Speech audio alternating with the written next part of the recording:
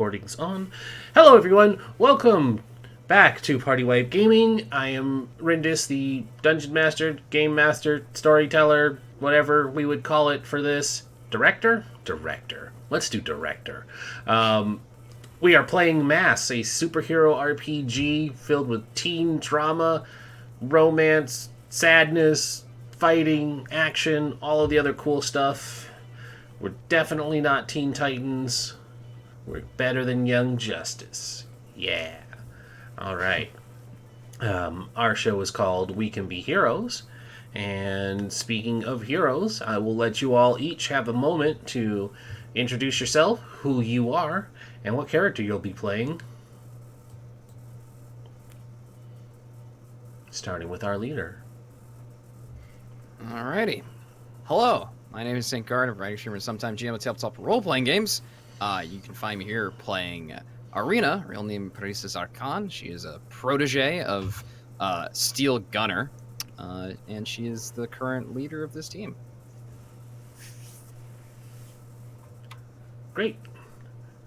Next up. Hi, I'm ResPWG, co-founder of PartyWipeGames, the channel that you're watching right now. I'm in everything on this channel. Basically, a very quick way, I'm pretty much in everything. We're actually going to be starting up a new game on alternating Sundays where I lead a group of poor schmucks playing Ghosts of the Saltmarsh, the new D&D module that's coming out soon. Literally tomorrow, actually. Tomorrow. Keep an eye out for that. Tomorrow at 10 a.m. Tomorrow at 10 a.m. I am playing Hummingbird, also known as Amelia, prefers to go by Amy LaRuccio. Her whole deal is she is a Giannis and does not want to expose her real identity with her super identity. She's basically Spider-Man.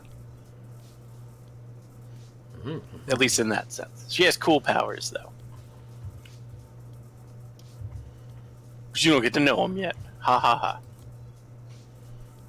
Ho ho ho. Next. Hello, I am Arc Survivor, and I'm going to be playing Liam Taylor, or as Ren refers to him, the Liam. The Liam. Who is a Nova, which is basically the superhero that can't quite control their powers. Totally didn't come into effect last session. Don't watch this, Liam, believe me. Liam's a girl? No, it's a guy. Oh, okay. Sorry, you said her powers and I got confused. It's probably just a slip of the... I gotcha. Hello, I am Shay, and I am playing Azrael, whose real name is Zoe, and I am doomed. The Doomed. I am the... Everything starts with the. The. I mean, I... you could have played a Doomed character and just been Doctor Doom, and then you could have just emphasized Doom with everything. Doom is How are unimpressed. you Doom doing today? How are you dooming today? I have just met this child, but if anything were to happen to her, I would destroy everyone in this galaxy and then myself. Doom. Alrighty. So that's everybody, our wonderful characters. But also, Steel Gunner. I just needed to get that back in there. Alright, so, the scene picks up a few days later, probably only 2 or 3. We'll say 3, just to make it nice and round. It would have started on a Monday last session, so now it's Thursday, not quite the weekend yet. The camera is over Halcyon City again. It's passing through some busy streets. There's a bit of traffic, a mix between regular steel combustion-based cars, some nice fusion hover cars, the occasional hover bike, people walking, moving through their days. But it continues to move about and pass by, and it passes over another statue. This one in the form of barking ghost dogs. This one in the form of this statue is dedicated to a silver-aged hero. The plaque it passes over briefly. Its name is Clockwork, and it is a magician dressed man with like the top hat, the cape, the cane, but then he has like several gears and clock motifs on his hat and his armor, and he just looks like he's basically a time wizard. And if he were still around, he probably would have a heavy Brooklyn accent that is completely unrelated to anything. He is. He just traveled through time. Yeah, He's he just traveled. here. He just traveled through time. He may be here right among us right now. But the statue is dedicated to a Silver Age hero named Clockwork, and he's striking a dynamic pose of like one of those dramatic leap backs, and the cape is flowing, and he's got his hand out, and he's holding the cane with like the clock theme on the tip of it, and it says something like protecting time for everyone so that you can take all the time you need. And then it continues on, and I think the camera settles in first because we never got to address it, and I want to take time to address it now, with Zoe in her sanctuary. Zoe, what does your sanctuary look like? We talked about it briefly, that it was situated in a park, but inside of the sanctuary, what does your quote-unquote lair look like? It's very still, very peaceful, and strangely open. It's kind of like getting it to it's difficult because it's like in a space between it's weird reality altering shit. But to be like I'm probably sitting under a very large ancient tree, and there's probably let me see if I've written anything on it. I forget what I added to it, but I think the quickest way I could explain it would be like it's essentially like the Garden of Eden or something like that. So it's but, it's very verdant and overgrown with greenery and stuff. Basically, yeah. So the camera moves through. It's probably like a parallel extension of the park where your lair is situated. It's quite overgrown with verdant foliage and trees, and yeah, there's definitely a snake chilling by an apple tree. I will say, even if the snake isn't there, I think a large apple tree would be a good center fixture, given the theme. Do you like and/or agree? Yeah, some kind of fruit-bearing tree. It doesn't need to be an apple, but yeah, it is. But it's we're gonna subvert expectations. It is now an apricot tree. Persimmon. Yeah, I think like the whole concept of the apple tree was like an alteration. No, it's Western just alteration. It's something that's easily recognizable is why they did it. Yeah. But yeah, so you have for the sake of ease and that same cinematic recognition, there is the center fixture of this layer is this, and it's massive. It is a massive, probably like 3 or 4 story tall apple tree, full full green bloom and several golden apples around it. And do you ever go near the tree?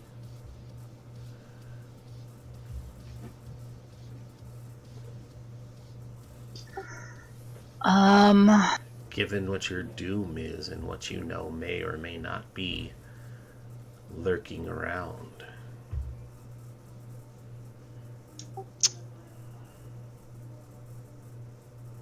I've never gone,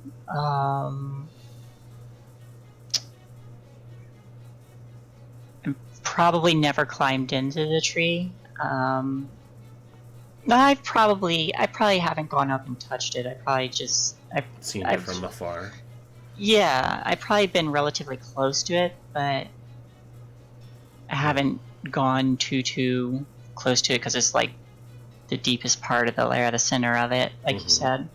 And I would say, much like before, every so often you brave getting closer to this tree, and the camera sees you doing just that today, the start of this new day, kind of walking your lair's perimeter before your eyes fall on the tree.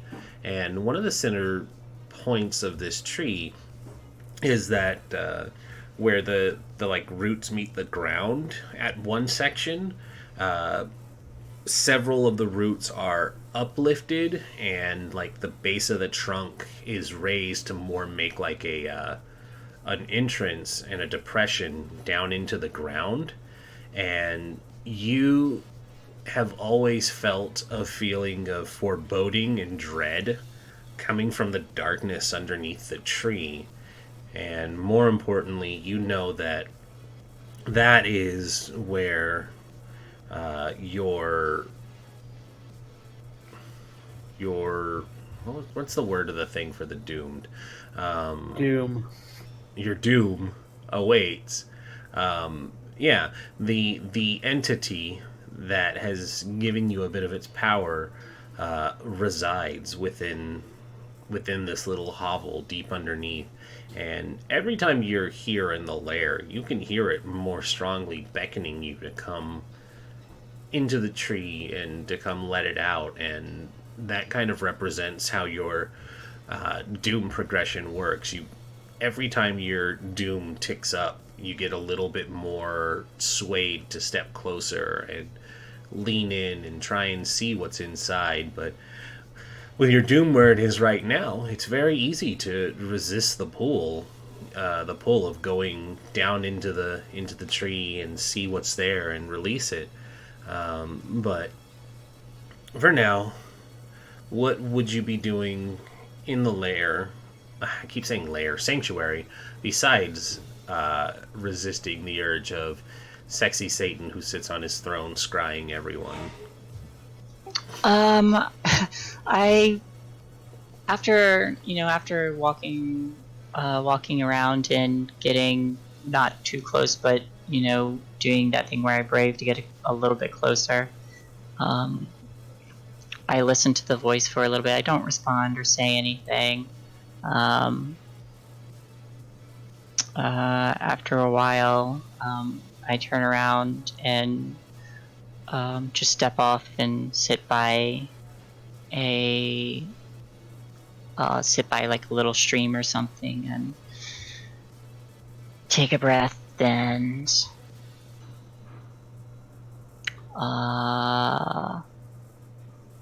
is there any life here besides the plants? Like, are there any animals? I'm sorry, one more time? Would there be any, like, animals around? You tell me. Are there animals in your sanctuary? I'm gonna say yes, but they probably sort of like phase in and out, like as they leave and enter the sanctuary.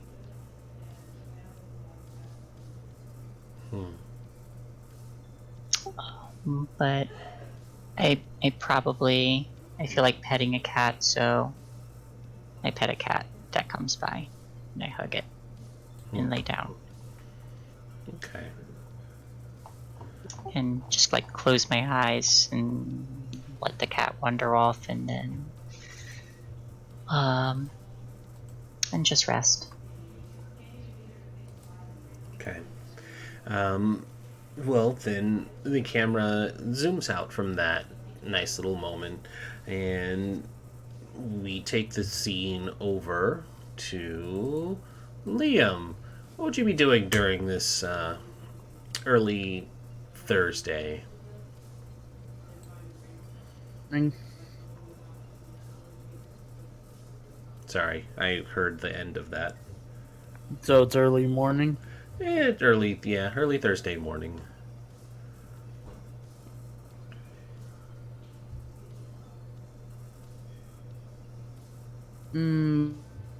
Lee heading to school. Hmm. And do you go to the same school as Amy? Probably. Okay. So the camera cuts into Amy and Liam because, of course, Parissa goes to a private school, so she wouldn't be in the same school as the two of you.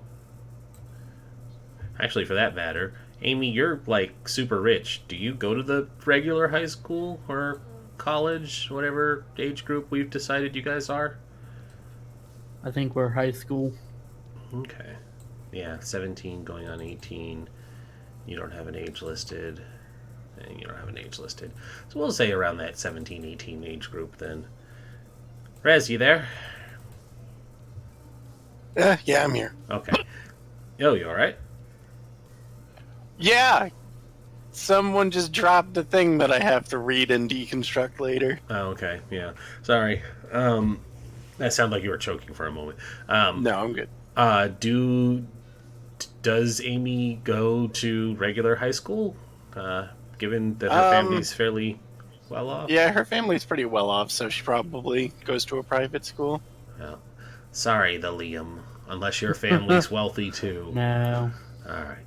So, for the sake of fast tracking this a little bit, I think the camera kind of does like the four-way split, showing what each of you are doing throughout the mornings. Two of you in private schools, classes, taking your lessons in. Liam and in regular high school, listening to like a history lecture, and Zoe sitting with her cat in her sanctuary when your guys' communicators start to blip to life with another emergency warning. Bloop, bloop, bloop, bloop, bloop, bloop, bloop, bloop. I take it and I throw it in the river. No, I don't do that. You absolutely could. It's not even yours, technically. I mean, gave it to you, so it is. It is now. It is I now. look at it. I listen. Listen. I Both? check it. Checking.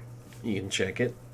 Yeah, you check it, and your little HUD display illuminates in like a cool 3D projection of what's going on, and you get just like a quick sit rep.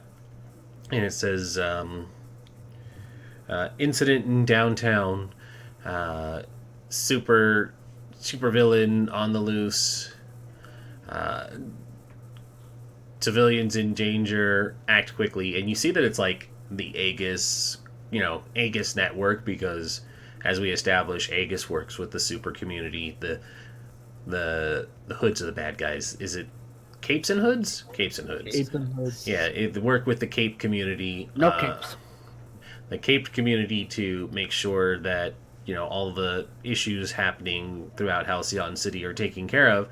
But you see that it basically says downtown, civilians in danger, superpowered entities wreaking havoc, and basically the Aegis network assigned this job to your group to take care of. So you guys are the supers that will arrive on the scene and are responsible for handling it. It's like the little dispatch call. And each of you see the same thing once you've had time to check it. But 3 of you are in class right now. I just raised my hand and asked to go to the bathroom. I get up, grab my suit, whatever, my costume, and I start to make my way out. Liam, you raise your hand. You're like, "Can I be excused?" And the like ancient teacher, she's got like her hair up in a tight bun, and she's got the like thick glasses that have the thing that keep them from falling off her face because they're slid all the way down her crooked nose. And she's like, "Take a hall pass and make sure you're back for the end of class this time, Liam." And she just she kind of hands you this wood block that says hall pass.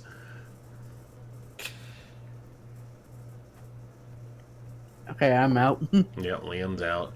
What about the other 2 of you? God, what class would I be in right now? Advanced Mandarin.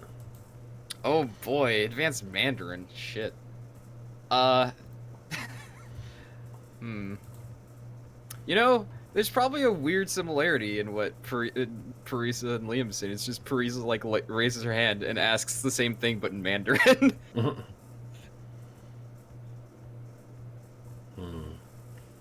So yeah, may I be excused in Mandarin, and the teacher kind of like nods just their response in Mandarin and lets you go because you said it so fluently and perfectly that they were impressed enough to let you take the hall pass out. Excellent.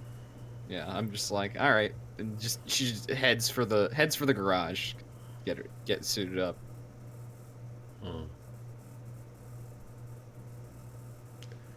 Alrighty. What about Hummingbird? Hummingbird is going to ask. Amy does the same thing, but asks in French, but the teacher doesn't speak French.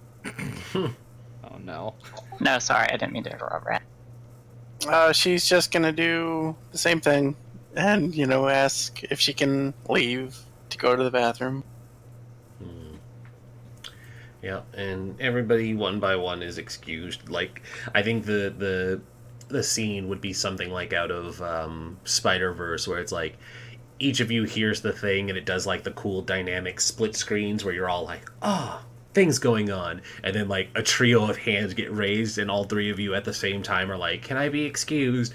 And then like the 4th shot is just Azrael just sighing and getting up, and like then it's like the 3 of you each exiting your various classrooms to dynamic action music, as like you guys are putting on your suits and trying to sneak around the school to not be noticed that you're superheroes. And then Azrael's just kind of casually walking towards the exit of her sanctuary, and then it's one by one each of you is like taking off in the direction of the thing, and then she pops out into the material plane side of the park, does a little stretch, and then starts heading off. But it's just this clash between like the 3 of you having to do all this various stuff to get going, and then she just casually walks out and is like, "All right, here we go." All right, so let me get a quick roll off to see who arrives first, and tell me how you guys move to get to the scene of the action, and then we'll do a roll off and see who gets there first. Flat 2d6. Yeah, we'll just do flat 2d6s and we'll gauge it by the highest numbers. 8. 6. A miss. Full hit. 11. That's fair. You are 7. the leader. Alrighty. So it'd be Arena, Liam, Azrael, and then Hummingbird, who has to do sweet parkour to get there while everyone else jetpacks or flies or teleports. I mean, Hummingbird's big thing, I imagine, is instead the whole, she doesn't want to be seen by anybody. Exactly. Turning into Hummingbird, so Exactly. that probably takes longer. It probably does take longer. Yeah, and that's a perfect reflection of it. Is it takes you a little bit longer because you got to find the perfect hiding spot. Remember where you stashed away one of your side uniforms like Spider-Man does, because he literally has like backpacks all over the city where he can change. And this is sort of the same thing, I imagine, for her, since you established she ducks into alleys to change. But yeah, so Arena, you're the first to arrive. How did you get there? So Arena's big thing is actually that she has, like, other than her power armor, is that she has power mimicry. So she actually like her garage is the garage hideout is pretty close to the school she goes to. She just like ran a couple blocks, got into the armor, and then probably at some point in the very recent past she fought somebody who has either like flying powers or super speed or something, so she just like rigged up her suit to like just go fast. Just either like be able to do big leaps or just like sprint through the streets at high speed, get to the downtown area. You're sprinting through the streets and you pass a blue hedgehog with an oversized head. Oh. I pay it no mind. Keep going. Kill it. Got people to save. Got people to save by putting you down. No. This isn't that kind of serious. Alrighty. So, alright. So, next would be Liam. Liam, how do you make your way over? So Liam kind of just heads off to the restroom and takes off his clothes where underneath he's wearing the suit that he does go into battles with. Nice. And he just kind of puts his regular clothes in his backpack and just stashes it in one of the stalls. Along with his hall pass. Yeah. Mm-hmm. No, that's his weapon. He's bringing that. Mm-hmm. No, he isn't. And so you phase out, I'm assuming? Fly out. Fly out? You go out a window? Yeah. Alright. What does your flying look like now that we're addressing it? Because last time you only teleported. Yes, but I'm not going to charge my powers yet because I'm not trapped. Mm-hmm. So, essentially, when he uses his powers, his skin starts to glow that cyan color. Mm-hmm. And it looks like flying, but what he's actually doing is using his telekinesis to lift himself up and propel himself. So you're Iron Man And his... flying. Yeah, pretty much. And but his suit isn't... Since he doesn't hide his face at all, it's his suit... Compression suit like pilots would wear. Mm-hmm. So he can handle the G-forces of flying around like this. Alrighty. And then Azriel? So I'm probably just like walking, along the sidewalk. I've got my mask on, and like as I'm walking, like I'm blowing some bubble gum, and I'm texting Amy and saying, "Hey, did you guys get the stuff? I got the stuff. I guess I'll see you there. Hey, respond soon. Or I'll see you soon. I don't know. You can reply LOL. this message. Bye." And then, like somehow, even though I'm just walking, somehow I just get there in time. Because, I don't know. No, actually, I do that, and like You call I'm him reading. Uber. I'm just like I'm doing that, and as I'm walking, and just hold my hand out, and as like a bus or something drives by, I just grab the side and I go. Whee! You sketch it with the skateboard. Nice. Yeah. All right. And then lastly, of course, Hummingbird. How do you make your way over? Well, I will find a place to change, and then I'll go up onto a building or a tall, like an upper floor, so that I can hop out of the window and then use my glide suit to kind of wing off. You get a text message. I can't answer that while I'm in the air.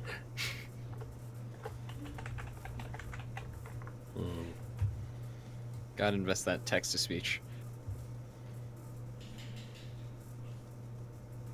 But off I go. Yeah, you gotta get that Bluetooth text to speech. speech No. to text. Except it would No. be kind of hard to do that when you're flying because it'd just be like wind sound. Oh yeah, for sure.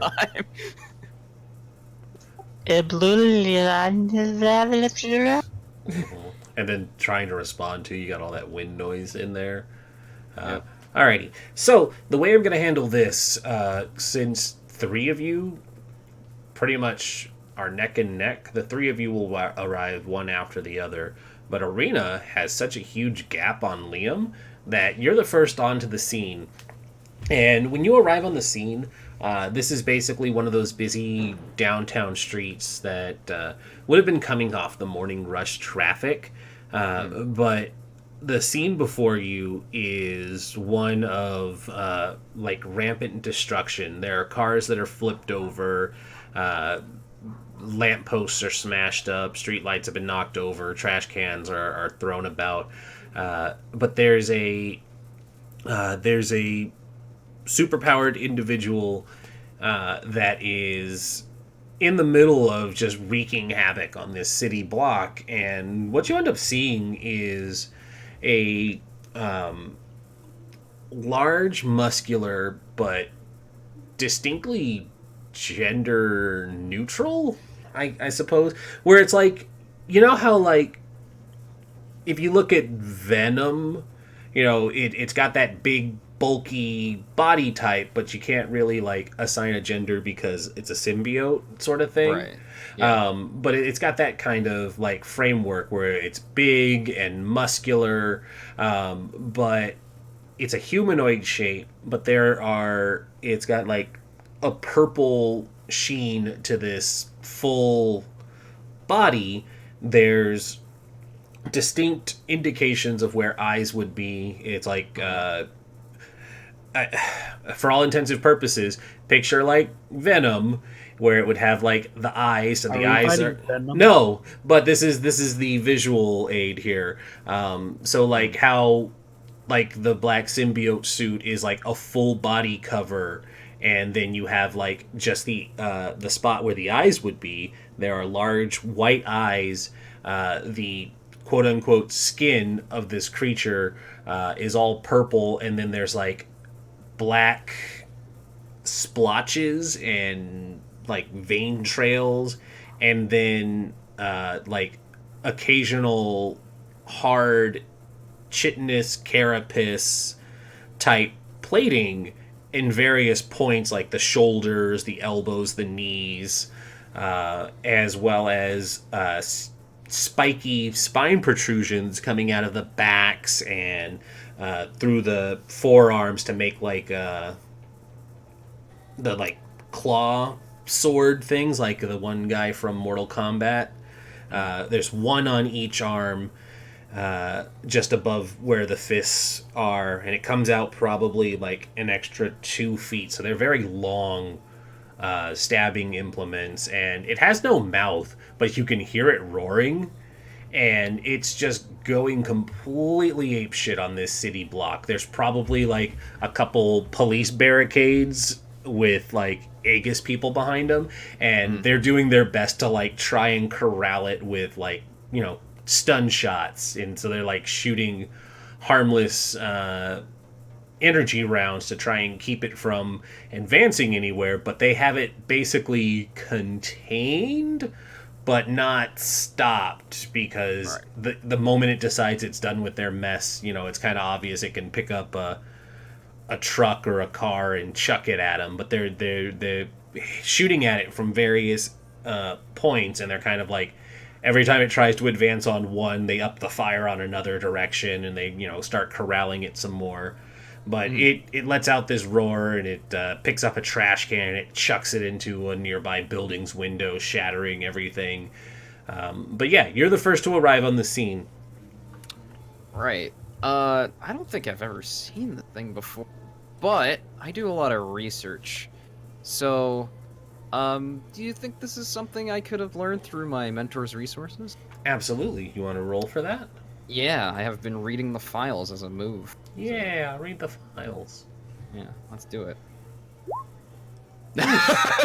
Nah. That's fine. Okay. You get to, on a miss, the situation's well outside your base of knowledge. The GM will tell you why. So it's well You outside fell your... asleep while reading the papers. Yeah, I think not even that. I think you would have been reading the files, especially the last couple days, because you definitely know that the spider was up to something, and I think you had been digging into the spider's files to try and figure out what his grand scheme was when you rescued the mayor's daughter, but you didn't get very far. Apparently, his IT department was really on top of their game that day, and you were pretty much immediately locked out. Great. Cool. That's good to know. So yeah, you don't recognize this creature or know too much about it. That's fine. I mean, this is something big and it's destroying a lot of stuff. So let's give it something to. Barista's first thought is let's give it something to keep its mind off the poor ageist people around. Yeah. So she's just gonna like do a like go down like one knee and then like do the prep for like a big jump to get in front of whatever barricade it's going towards. Yeah. And just like kind of hold her position there, just being like, come on.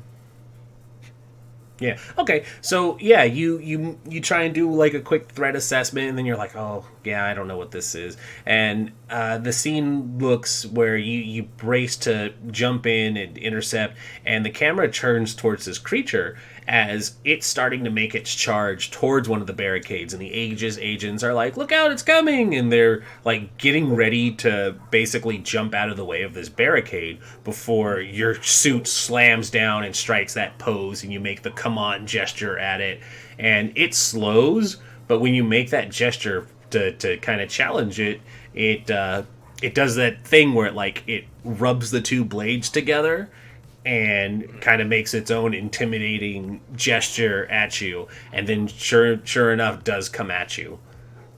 Cool, great. Yeah, I'm gonna try making she's gonna try like she's not gonna try like her strikes are there to prevent this thing from doing more damage rather than from like actually hurting it. So like she uses hard light to materialize one of the like sharp stabbing implements it has, and the other one to do a big old like basically riot shield. Nice. Yeah, she does the night routine and just like gets in front of it like, let's Make go. a shield wall. Yeah. Yeah, exactly. Also, we definitely skipped something. Do you want to enter battle as a team? Is that what Yeah, because you guys are basically coming in all together. So yeah, I realized, I was like, wait, no, we skipped a thing. Let's do that first. So you all are technically entering the battle together, but you're just arriving at different points. So I'll say that this counts. So if the leader has influence over everyone, I do not. You do not. So we don't mark one there. But I do mark 2 for starting off. So, and then, what is your purpose for the fight? My purpose is to stop this thing, to contain it. Alrighty. Asriel, what's your purpose for the fight today? I haven't gotten much more other than there's something supernatural causing havoc. So my goal is to, and what they mentioned, civilians in danger. So my goal is to protect them. Alrighty. And Hummingbird, what's your goal once you arrive? Protect the civilians. Protect the civilians. And the Liam.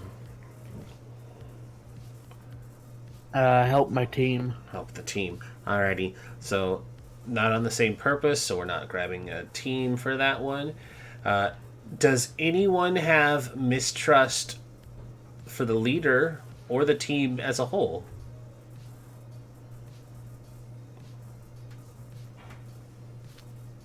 No, Not really. currently, no. Liam? No reason to distrust. Alrighty, so we don't remove one. And you guys are not ill-prepared or off-balance. You had plenty of notification that this was happening. So I will not remove a team. You don't need to mark a condition because none of the team pool was removed. Anyone working with the team can spend team one to help team. Okay, yeah. So cool. We just take on the 2 tick up to add on to the pool. So you're at 7. And so right, let's jump back to what you were doing then. Now that we got that out of the way. Forming a shield ball for this thing to batter against. So you're going to defend or directly engage? Defending. All right. So go ahead and roll me plus savior. Alrighty. Let's do it. Oh no. This is like the exact opposite of you last week. Alright. Oh boy. Yeah, I'm just gonna take it. Screw it. I just get smacked. Yeah. Okay, so this one would be where I would take a hard move then, right? Yeah, you do a move against me. You're Okay. just like, this is what happens when I try making a shield. Yeah, and I think that you directly challenge this bruiser juggernaut type creature. So when you gesture for it to come on, it definitely does, and it barrels into you, and I think its momentum is enough to knock you straight into said barricade. And I need to find my moves. Hold on. The book is nice, but it doesn't have bookmarks, so I have to always be ticking back. I mean, that's why the GM sheet's there. The GM sheet's is a separate thing, because it just collates all of it. Oh yeah, it does have some moves on there. Sweet. Yep.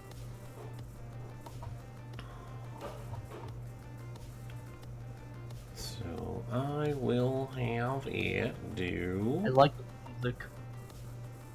some nice fighty music. Am I perhaps taking a powerful blow? Yeah, I think you're just taking a powerful blow. Alrighty, sounds good. So go ahead and roll that for me. That's not so bad. All right. Of course. So- Yeah, so I get to choose Choose lash out one. verbally, give ground, or struggle past the pain. I will try to struggle past the pain. Okay. I'm gonna select I'm gonna do. What did I do for this one? Angry? Angry, yeah. I just was not expecting the thing to be as powerful as it was. Angry and afraid. Yeah, and I think a perfect reflection of that is it collides into you, and it's a lot stronger than you anticipated, and you feel it in the power armor as your like the gears and stuff strain and whir, and you see up on your HUD display like a number of warnings come up as like just controls and systems are failing, and you're starting to get driven back. Not easily, because you did resist part of the powerful blow, so it's one of those where it's like you start feeling your heels dig in, but you're getting slid back as it is clearly just out strengthening you. And I don't think that's how that word works, but it is out muscling you, and it doesn't barrel you into this barricade, but you are definitely pushed right up to it, and you can see just from your like peripheral HUD that the agents scatter immediately, because they don't want to be caught in the vicinity of you getting tossed around potentially by this thing. Right. We'll do one more, and then we'll start having the other people start to filter in.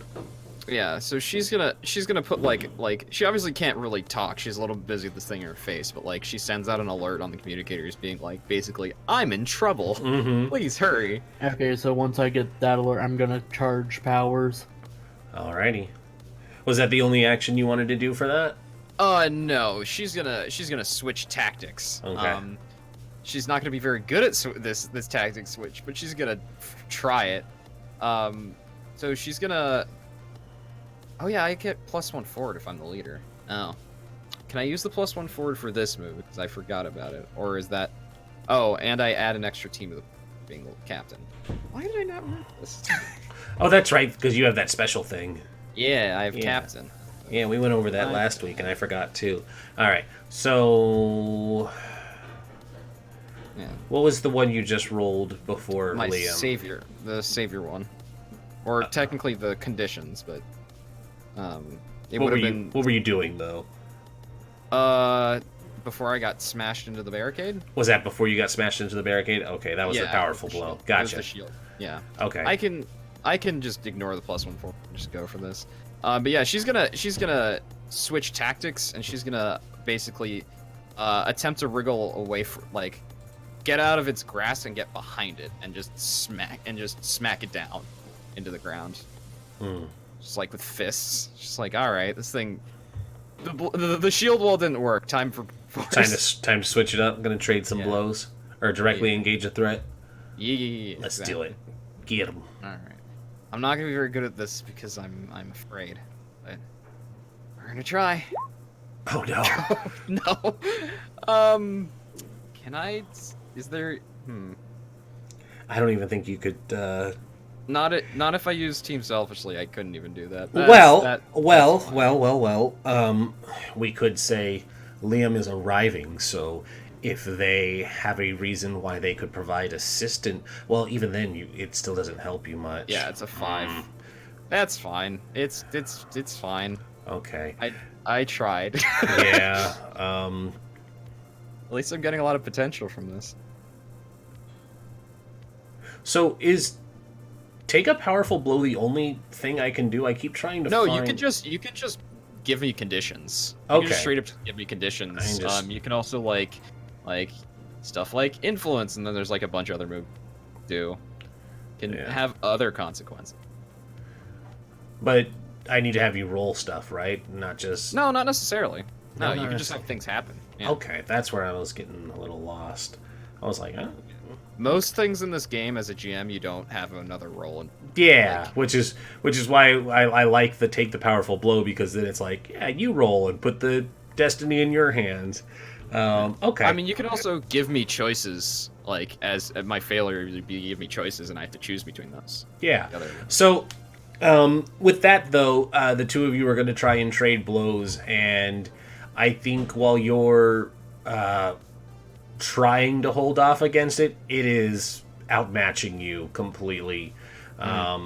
It's doing the thing where, like, the martial artist who is much better at martial arts is just kind of like leaning back and dodging blows. It's doing that, but as like a very large brutish creature, and then it like takes its time to return blows, and the hits are sinking in and landing with you.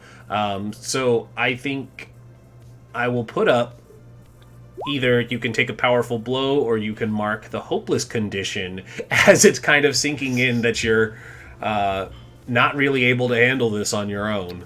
Definitely hopeless. Okay. I tried doing this on my own. This is why I have a team. Yeah, and so I think the two of you push back into the middle of this four-way intersection as you try and like push it, but it's basically dancing back and dodging all of your blows and giving them back to you, but not doing any significant damage. But like as it's continuing, you're just seeing more and more of those warning signs pop up as it's just slowly chinking away at your armor. But at this point, Liam arrives, and you unleashed powers? No, I Just charged rolled up for a your burn. Alrighty. Yes. So on a hit, what happens? I take one condition and hold 2 burn. Alright, what condition are we taking to charge it up? Angry. You're angry because you're hearing that Arena needs help, and it's probably about this time that you can see that, yeah, Arena is getting put through the ringer. It's probably like a weird reflection of how you were getting just tossed around and manhandled during your training session with her the other day. But this thing is clearly outmatching her blow for blow. As Liam's flying over, well, like gutters are getting kind of slightly ripped out of their holdings, Oh, fun. and light furniture is getting tossed around on the rooftops. I love all the collateral damage you make. Mm-hmm. And he is going to fly down in between them and use shield. And All right, superhero landing. Yeah, just land, put up his 2 hands, and make a force shield. Alrighty. So go ahead and do a defend then. Shielding. Shielding. Kapow! That's a wow. Shielding's one of your powers then. Yeah, it's one of my active moves. So what does shielding do? It's Savior, it's defend, but just with my freak. Okay. So with the kapow. Uh-oh. Got a... An alert. Sounds Yeah. of it. It didn't go off on mine, but I could hear somebody else's in the other room. Amber alert. Okay. I figured it was going to be a storm because it had started raining when we started up, but I guess it's already stopped. All right. So yeah. So you put up your shield, but you definitely do the do. I imagine it like slightly pushes him back, maybe like 10 feet Yeah. or something So to get him off her. you come down and you strike the landing, and you probably land right as it's about to drive one of those big spikes into the chest piece of Arena's armor, and you put up the shield, and it probably gives off one of those cool shockwaves because you were traveling fast, and you emphasized that you were causing minor property damage with how fast you were moving. But there's like the brief shockwave and like the dust cloud that, expands out around from where you were, and the creature slides back on its heels. It's got its like arms up in one of the cool X blocks type moves as you land, and you definitely make a dynamic and dramatic entrance. It's about this time that Before sure. the next person gets there, I should also say, for defend, you get to choose one of the things because. Choose one of the things with things. from add defend. a team, Oh, sorry, take influence over someone you protect, which would be arena or clear condition. I'm gonna clear a condition. Nice. You gotta clear your angry condition. Yeah. All right, you are no longer angry now that you were able to sufficiently protect Arena. Oh, neat. All right, so yeah, you land. You are no longer angry because you were able to get there just in time and keep her safe. Asriel, you arrive on the scene as well. How do you make your dramatic entrance? A bus drives into the square and tries to crash into the monster, and the bus was actually a psychic construct. I was like, you took over the bus while you were driving there? Nice. Okay. All right. So I would say that's to directly engage, or would that be Unleashed Powers? Because she manifested That would be Unleashed because you manifested it, right? Yeah, I wasn't originally into. I literally came up with that idea like 15 seconds ago. I don't know where I saw this using a bus to hit somebody, but I think it'll be effective, right, Liam? Right, Liam? Call back. I remember. Actually, I think it would. I think it bus. would just be directly engage a threat then, because unleashing your powers is to do other things. So yeah, go ahead and roll plus danger for me. Smack it. Smack it with a construct bus. Ooh, you smacked it. You smacked it. On a 7 to 9, you get to pick one. Resist or avoid their blows. Take something from them. Create an opportunity for your allies, or impress, surprise, or frighten the opposition. You can pick one.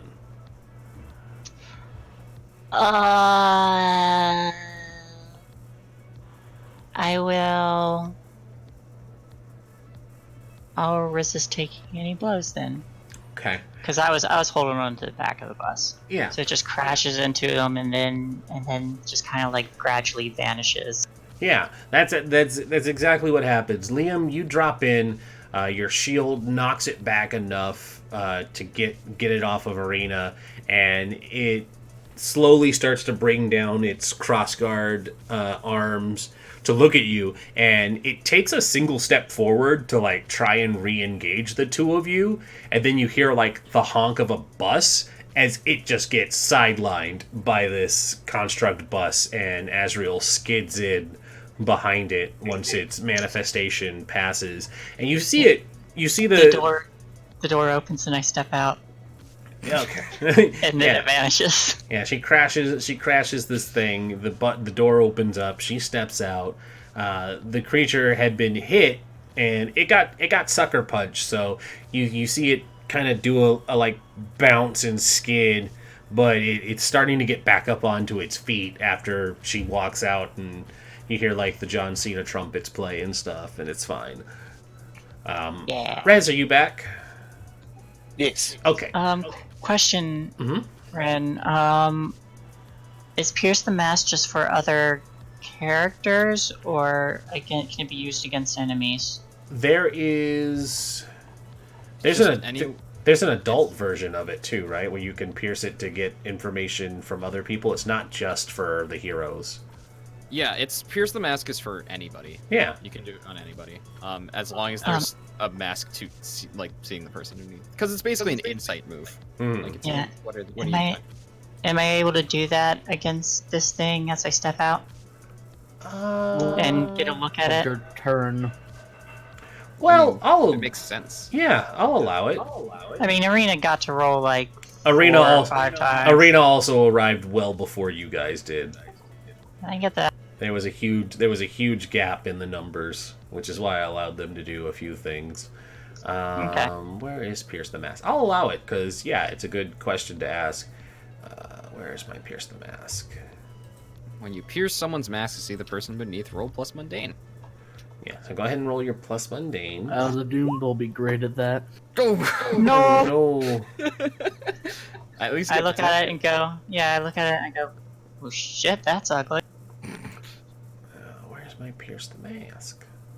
Was it like that before?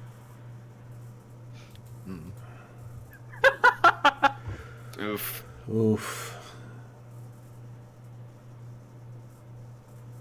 What page is it on? I can't find it. I'd have to go and look in the actual book. Hang on. I'll find it.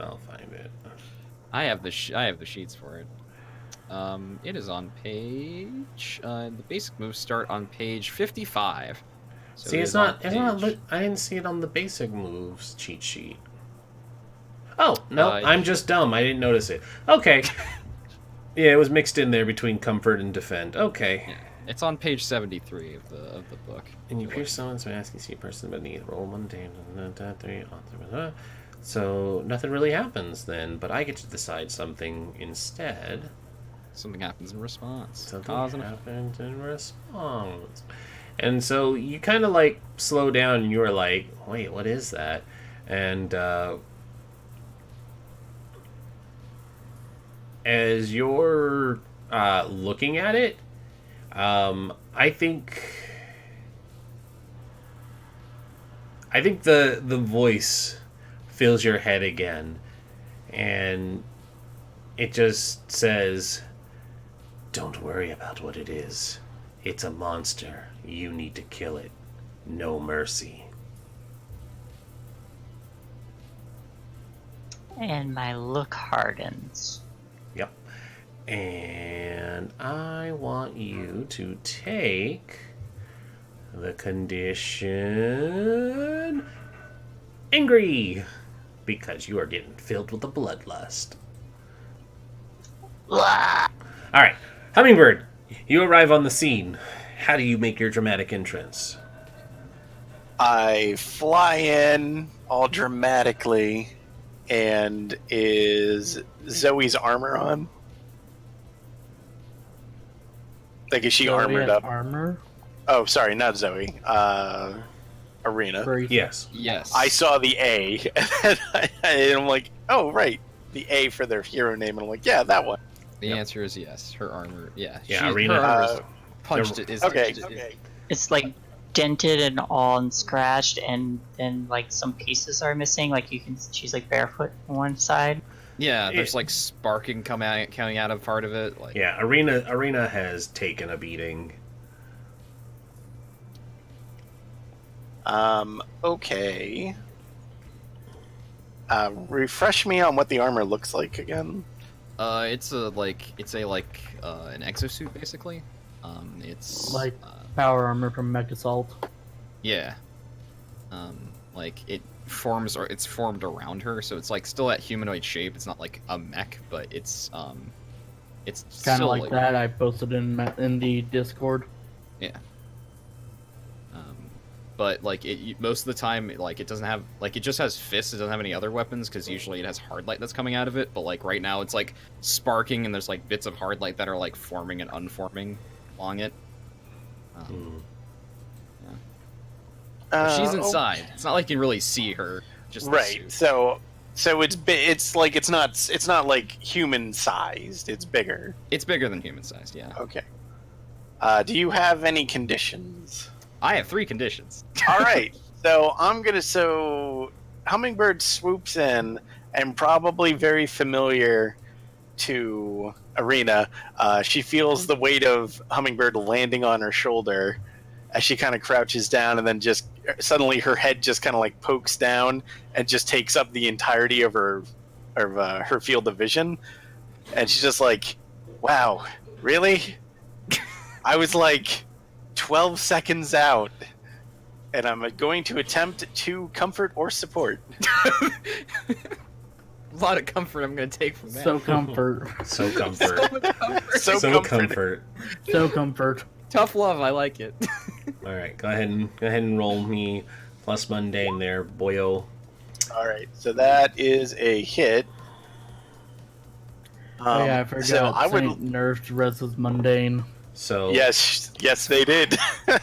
It's fine. So Arena, on a hit, you hear them. You'll mark potential, clear a condition, or shift labels if you choose to open up off of that Yeah. comfort. Yeah. So she will stop being. She'll be a little. She'll be less angry about this thing. And she's just being like, "Look, I thought I knew what it was, but I was helping my dad." No time for talk. Fight. Right. Just like, okay, here we go. Alrighty. Hummingbird, they all got 2 actions, so you can take 1 more. Okay. So this thing just got slammed by an By a- astral truck. By an astral Am I by an a astral bus? An astral truck. by an astral Bus. truck Astral bus. and by an astral bus, and Asriel looks like she's got the bloodlust. Okay. All right. So Hummingbird is gonna wing into the air, and she's gonna kind of start flying around. But before she goes, because Arena has two more conditions, I'm gonna attempt to. Yeah, I'm gonna try to comfort or support again to try to get her back into fighting. I love how you said, "Oh, no time for talk," and then you keep talking. You keep talking to people. And in fact, that's going to be how I try to comfort and support you again, by saying, "No time to talk, get back in the fight." All right, certainly try. You can certainly try. There you go. Oh, damn! Yeah, you totally did. Oh wow, full hit. All right. So, in addition to those earlier options of mark potential, clear a condition, or shift labels, they can also add a team to the pool or clear a condition yourself. Or you can add a team pool or clear a condition. I have no conditions, so I'm going to add 1 to the team pool. This surplus of team pool that we are not using. Yeah, we gotta use it. I didn't. I How decided. do we use it? You use it to help other people to give them +1 in their roll, or you can use it selfishly to be able to shift your labels. Yeah, So it's you can it's basically like doing the aid action with inspiration die sort of thing. It just bumps it up by 1 when you have a reason to be helping them. It's good if you get a 6 in something, like a 6 or a 9. Yeah, it's something to bump it over the threshold. And technically, you can do multiple people can use team at the same time for 1 action, so you could bump it higher. Team attack. Yeah. I've seen like the entire team use it to help somebody overcome a thing because it's the power of friendship. Yeah, that's exactly how it should be working. Yeah. So Arena is again just right, and she just squares up, She squares up in a classic a classic martial arts pose because she's like I was off balance, but now she squares up. I'm just picturing the robot that Arc linked, just martial arts pose. It's perfect. Yeah. And then there's just a little as smoke comes off one of the shoulders Yeah. from a spark. Yeah. Exactly. All right. So, who's taking the lead on this? Who wants to smack this thing, or figure out how to? I'ma kill it! Now. I mean, it can be anybody. It's just it flows. It's whoever in the fiction makes sense. Go. Arena's squaring up, so Arena could just like be like, all right, I'm gonna go after this thing now. I'm gonna dive in as well. All right. Well, let's do it. Let's get it. Come at this thing. She's gonna switch her tactics by instead actually she's gonna use your jetpacks to be able to try moving quickly to basically mess with this thing's vision and try getting lots of small hits in. She's gonna Hard Light's gonna produces one of her mentor's weapons, which is this repeater on her right arm, and she just goes under and shoots a couple of bolts of light at its legs, and then goes the other side and tries punching it punching it in the side. Nice. Yeah. Alrighty. Let's do it. Roll it. All right. Danger. Oh, danger. Danger. At least I'll be. Oh no! Someone want to help me out? Somebody can definitely help. I'm So I'm diving in too, so I'm probably taking another side, and I'll summon I'll make ropes as I'm running by and try to lash one of the legs and trip them. Awesome. All right, so I'll mark off that team. So that knocks it up to a 7 to directly engage. On a 7 to 9, you pick one, resist or avoid taking their blows, take something from them, create an opportunity for your allies, or impress, surprise, or frighten the opposition. I'm going to create an opportunity for my allies. Sweet. And all right, so what opening do you make? Because I envision with the two of you lassoing it up and taking the pot shots at its legs that you're probably bringing it down to one knee and slowly just beating it into a defensive position. But what is your ultimate goal to try and draw in? Do that, bring it down to one knee, but also leaving its back open to our compatriots, to our comrades. Exactly. Perfect. It's focused on us, not on them. Yeah, and so the two of you are restraining and beating on it, and it's very much putting up its arms again to protect its face, but it's leaving its back exposed to the other pair.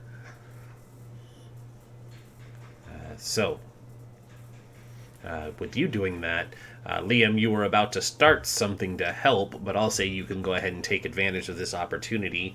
What do you do once you see this exposed opportunity? I'm going to pick up some of the rubble that it caused by destroying the barricade. Mm-hmm. And just kind of raise it around it and just start pelting it.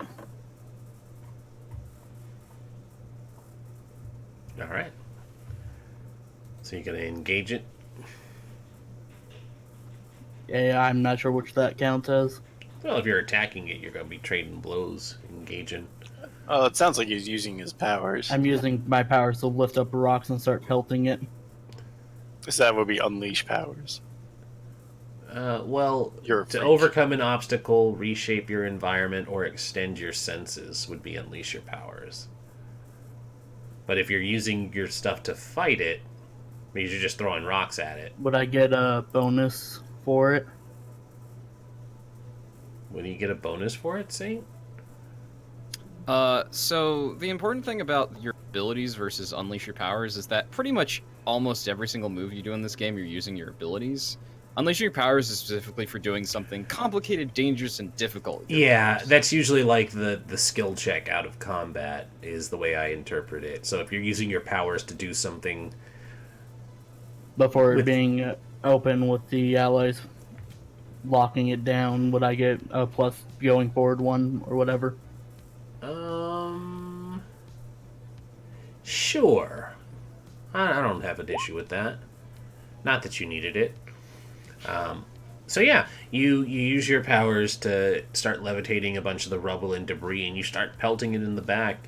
But you get to pick one of resisting or avoiding their blows. You can take something from them, create an opportunity for your allies, or impress, surprise, or frighten the opposition. Let's make another opening for Hummingbird. I'm not really like the attack kind of character. Nah, it's fine. It's fine. Go ahead and beat it up. You got this. Yeah, we can help you out. We got team to spend. Well, I'll help you out. Okay. So me then? Mm-hmm.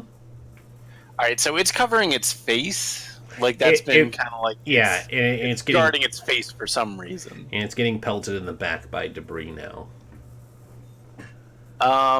Okay. Could I attempt to assess the situation? Like, why is it guarding its face before I make the attack? Or would that be too much for one turn? No, it's fine. Go ahead.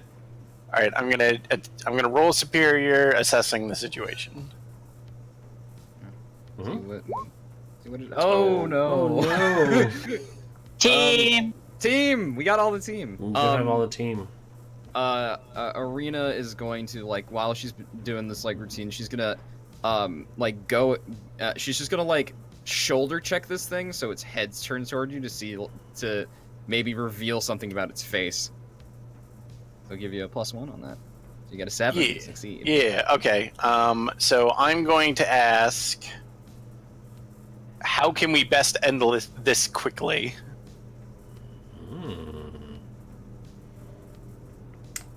Well, when Arena shoulder checks it and kind of turns its head in your direction, you get that extra sensory glance into it, and you're able to pick up that at this point the creature is afraid. So it looks like it might be on the verge of trying to cut and run. Which, as a matter of fact, it's going to try and do. As you guys are taking the time to beat on it and kind of whittle it down, it basically does the thing where it balls up real tight, and then it just releases all of its stored up momentum and energy and just does one of those roar and flexes where it throws its arms out and bursts straight up to try and knock you all back. And Like a sonic boom. Not even a sonic boom, but just one of those moves where a person just lashes out upwards from a prone position, where you'll see them throw their arms up and stuff and just try and knock everyone back to make itself an opening. But it does. It pushes back hard on everybody, and that's where Hummingbird gets that clear look that it looked pretty afraid once the four of you ganged up on it and started beating down, and it tries to barrel into Hummingbird directly, seeing that she's the least threatening of all of you. So I'm gonna have you roll to take a powerful blow, as it's going to try and steamroll through you to try and get away. Can one of us intervene? Yes. Okay, I'm going to. And I'll say that'll be adding to the team pool for their roll. Okay. Do we want to add for a condition roll? Yeah, condition rolls giving +1 is not great. No? Okay. Yeah. So Yeah, because you want to roll low. So you will roll plus conditions. all right, so I have no conditions. So here we go. Ah, shit. Nice. Oh wait, no, Good. that's good. That's good. You don't want to hit on this. Yeah. So on a miss, you stand strong. Mark potential as normal, and say how you weather the blow. So it is going to collide into you, or barrel through you, I guess is the word. But how do you avoid taking this hit with their help? because I'll still say you guys can help. Okay, so it looks like that it probably would have easily just railroaded right over her if not everybody was like hitting it and kind of like restraining it. So when it charges at a hummingbird, it doesn't really get like the full traction that it would have.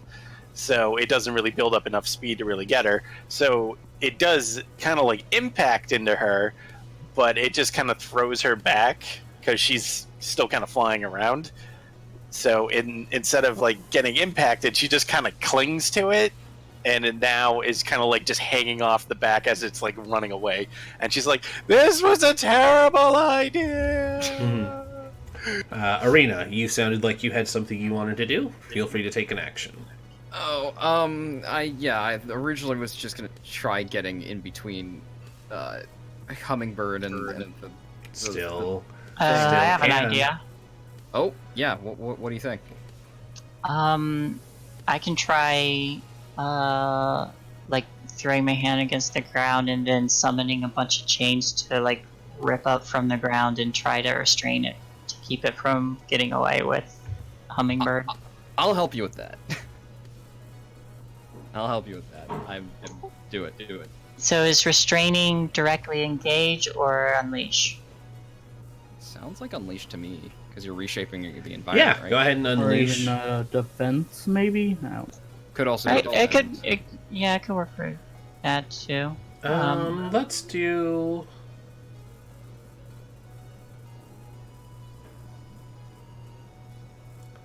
Let's do.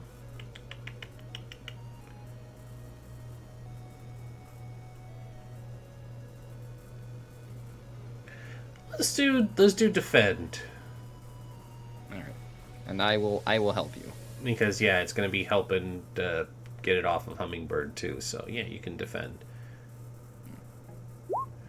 And then I'll let Liam take an action too, because he was trying to get in on the action before. All right. So on a 7 to 9, it costs you. You expose yourself to danger or escalate the situation. But you can add a team to the pool, take influence from someone you protect, or clear a condition. Oh wait, hold on, wait. Yep, On a you 7 still get to do this, because it's a hit. Oh, but then it also says... Oh, no, that's for the PCs. Never mind. So, cost you, expose yourself to danger or escalate. So add to the team pool, take influence, or clear condition. So you could take influence over Hummingbird, or add another team to the pool, or clear condition if you got one. I already have influence, so I guess I'll clear condition. Because, like, I'm angry at first, but then I see, like, Hummingbird holding on to it, and it's like, oh shit, my friend. Nice. Oh, there's that Amber Alert again. I don't know why it's still going off. Okay. So yeah, I throw my hand against the ground, and then, like, as it's running, just these, like, astral chains just like leap up from the ground and start coiling around the arms and legs of the creature.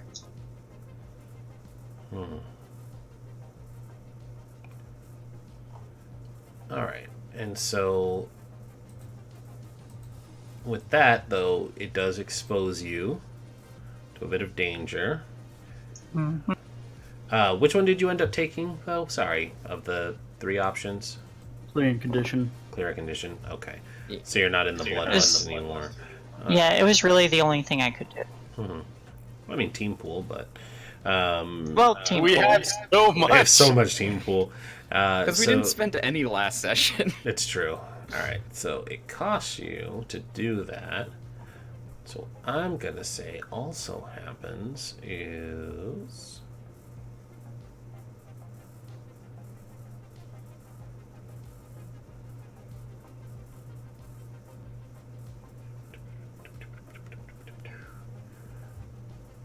They also... so these chains come up out of the ground, and you become less angry as you are able to put a little bit more control on yourself. But I'm going to say that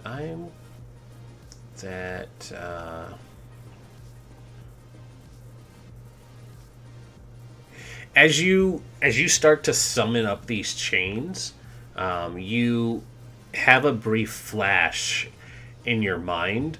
You see the fruit tree, and you see that the chains are coming from the darkness within that entrance, and in your mind you hear it go, "Yes, bring it to me."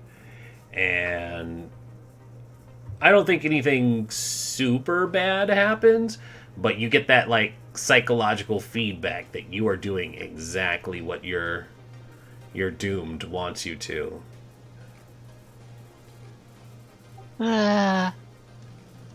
Yeah, yeah. So, what I will say, this is a chance to further the cause. Do you double down on restraining it and pulling it down even further? Because it's exactly what it wants. It wants you to use these chains to bind it and bring it down into the earth.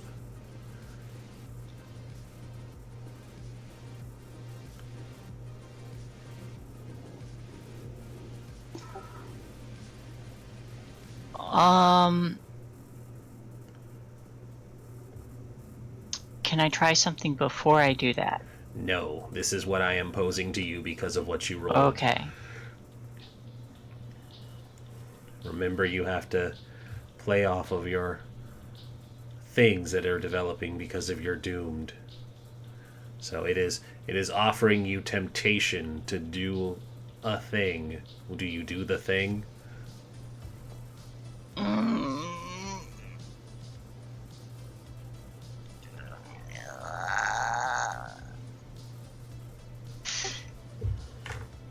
Yeah. Cool. So I'm gonna bump that up to a better hit, but I want you to mark your doomed. Done. And you will instead make this a... Shay, what would Jesus think? What would Jesus think? There's not really anything else you can do with defend. I have a thought. Would I be able to,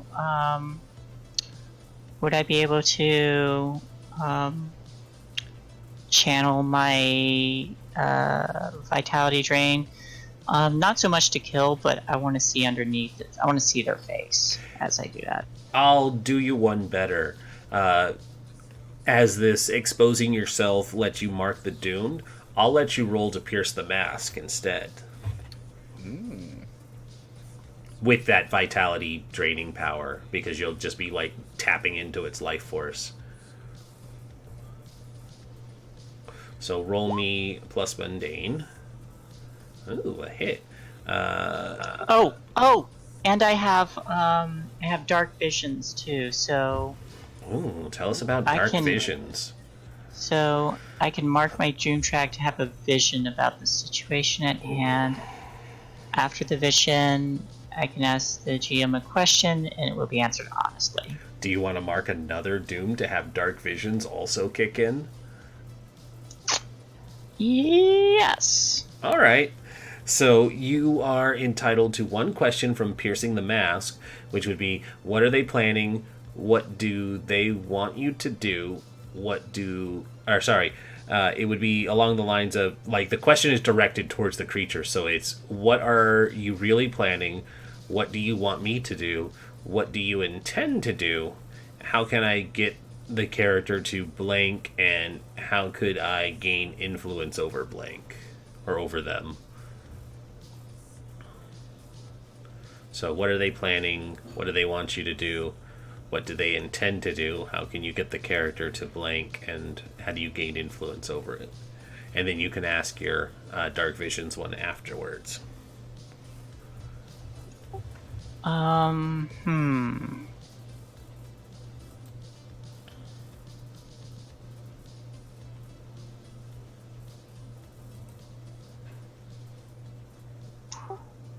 What?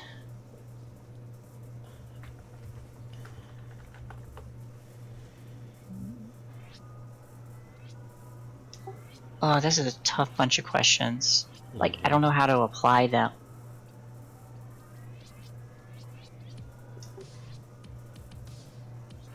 I guess how can I gain influence over him? All right.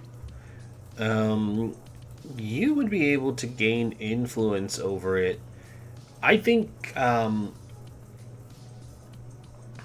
with this momentary of jumping into its mind, you're able to see that it uh, it feels fear and hopelessness right now, and it's also feeling quite insecure. The way you might be able to gain influence over it right now is if you let it go. It's trying to run away. And then as my dark visions, I would like to know who this person is under the mask and what they were doing. Only one thing. Okay, who the person is. Okay, so your powers sink into this entity, and as you're digging around inside of its life essence, you're hit with flashes of images. It goes back to your first foray as a team at the Spider's Tower, with you all engaging his henchmen, the Spiderlings. Yes, they are costumed henchmen called the Spiderlings. They probably have like really shitty suits that have like extensions to their arm sleeves that have two additional fake arms on each side. Just held by strings. Yeah, just held by strings. And they have like little net launcher guns, and no, they're probably not all that. He probably runs a legitimate business. But Like mafia. yeah, it's, well, I was like, yeah, this will be a great Monarch joke, and then it's like, no, he's probably a serious guy. He has a serious business. It's serious, guys. But you pan back to your first team foray together against the Spider in his tower. But as you all were working to liberate the mayor's daughter, images of Liam unleashing his power uncontrolled, causing an extensive amount of damage to this tower, pans the camera down into a laboratory underneath the tower, where an individual, a male figure that you don't recognize, is strapped to a chair, and you can see like the dust and debris falling from the ceiling with every impact of one of Arena's, hard light shots, or a slam attack from Azrael, or one of the Liam's powers being unleashed, causing all this shaking, and like the scientists are scrambling and running around, and they were in the process of experimenting on somebody, and one particularly nasty explosion causes a bunch of chemicals to fall over and basically pool around at the feet of this strapped down individual who, for all intensive purposes, had been abandoned as this facility was about to be caved in on. And as the scene of rubble and debris fall down atop this person, you see like brief fire and explosion and like the chemicals all going up at once, and then it's a outward shot sometime after your group had triumphed and left and the cleanup crew was busy getting done with all of the stuff, that you see this massive purple hand with a spike on the top of it burst out of this rubble. And that's your vision. Okay. But yeah, so you have your two answers there. You can gain influence on it by letting it go because it's afraid, and you have some origin details. And I have what? Origin details. I do. Okay. So I think when that happens, I kind of like go wide-eyed and like stagger back a little bit, and then the chain snap.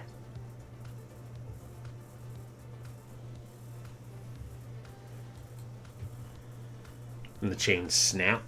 And so you all see the chain snap, and there's like a brief moment where the creature looks back and you see like the big white venom eyes kind of like narrow into a squint, and then it turns and takes off again. Yeah, and I think even with that, like with the change released, it's not taking a hard move against you, Hummingbird, but it's gonna do one of those things where it just kind of like grabs you and chucks you off of its grip, and just like sends you fluttering off in another direction, and it like books for an alleyway.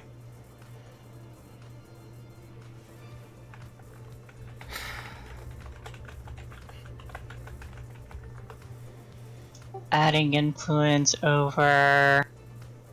Oh gosh, what do I call it?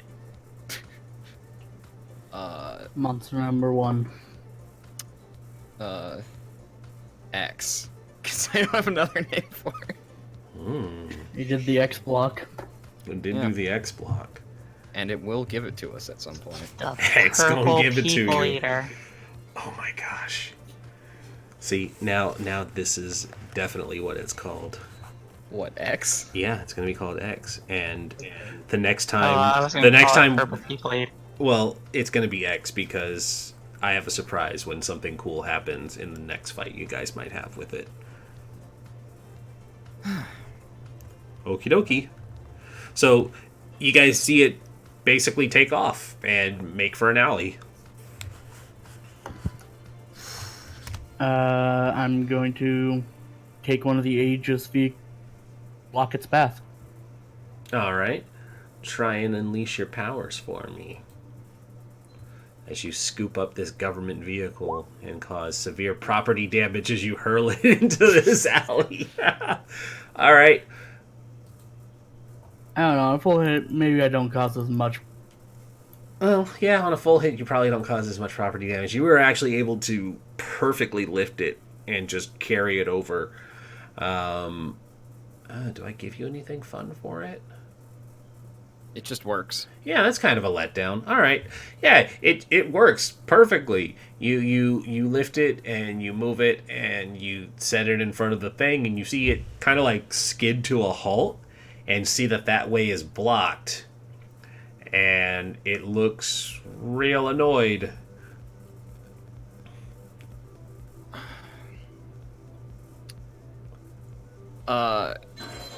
Yeah. Arena is just like kind of confused at this whole situation now because she was like squaring to fight it, and then there were the chains, and then it let go, and now it's blocked. So she's kind of like, because she figures now it's like it ran away from us, so something's up. It very clearly took off. Yeah. So she's just gonna kind of like walk towards it slowly, like hands out, just being like, "All right, what's happening here?" Would you like to assess the situation or pierce the mask? Either of those.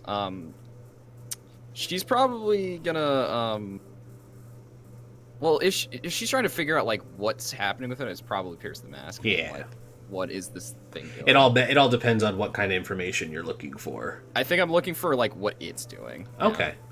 Go ahead and roll to pierce the mask for me. All right. I'll certainly try. Oh no. Oh no.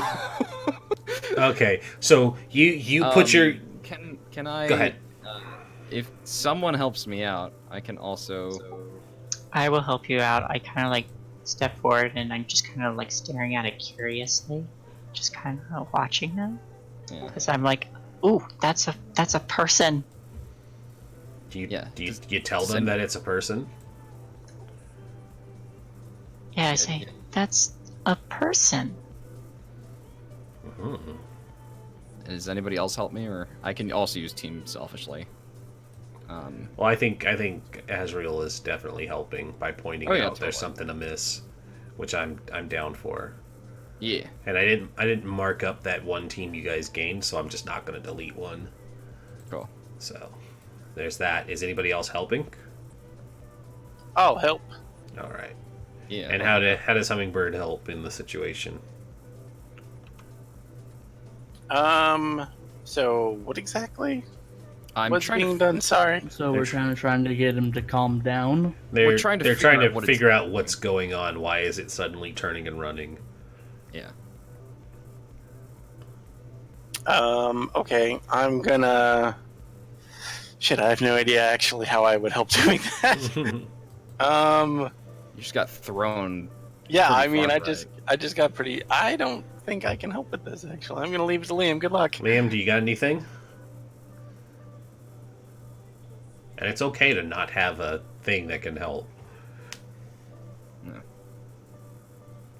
Because I can also just use team selfishly. And Well, I shit don't like think this. you. I don't think you can use it selfishly and get helped.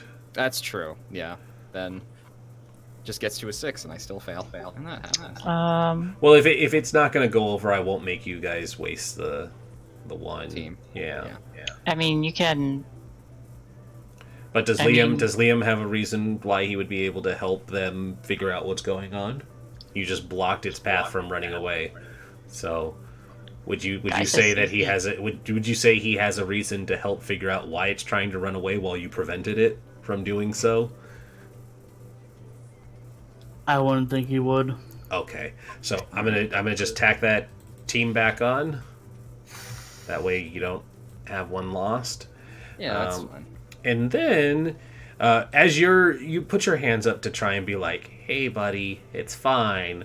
What's going on here? Why are you so pissed off?" And or not pissed off, but afraid and trying to run away. It kind of looks at you, and it looks like for a moment, it looks like it understands, and then it mimics the gestures of lifting its hands, and then it closes the fist on the right hand, and the spike on it fires past you and goes for Azrael. I'm going to take a powerful blow, so roll. No, I'm going to do shield. Well, I'm doing a thing because they failed, so I need that first. It just says. Oh, is your an thing immediate an threat. immediate threat? It says immediate threat. You don't have your moves listed. I do. It's There we go. Like It's that. hidden. Fast protective field. Do you have enough burn to do that? I have one burn right now. Didn't you only have a couple because of the thing you've used I this had, a few I've, times? I've used one. All right. Go ahead Everything and- else was a basic move. Go ahead and roll it for me. A hit. Alrighty. So yeah, it tries to use this moment of confusion to take a cheap shot to pull your attention away, and it fires, and Liam brings up a shield in this probably 3-foot long, probably I would say a decent sized tree branch thick spike was launched right at Azrael, and the shield bounces it and it breaks on impact. But as it does, it takes the opportunity to book it again, and it just charges off down the street.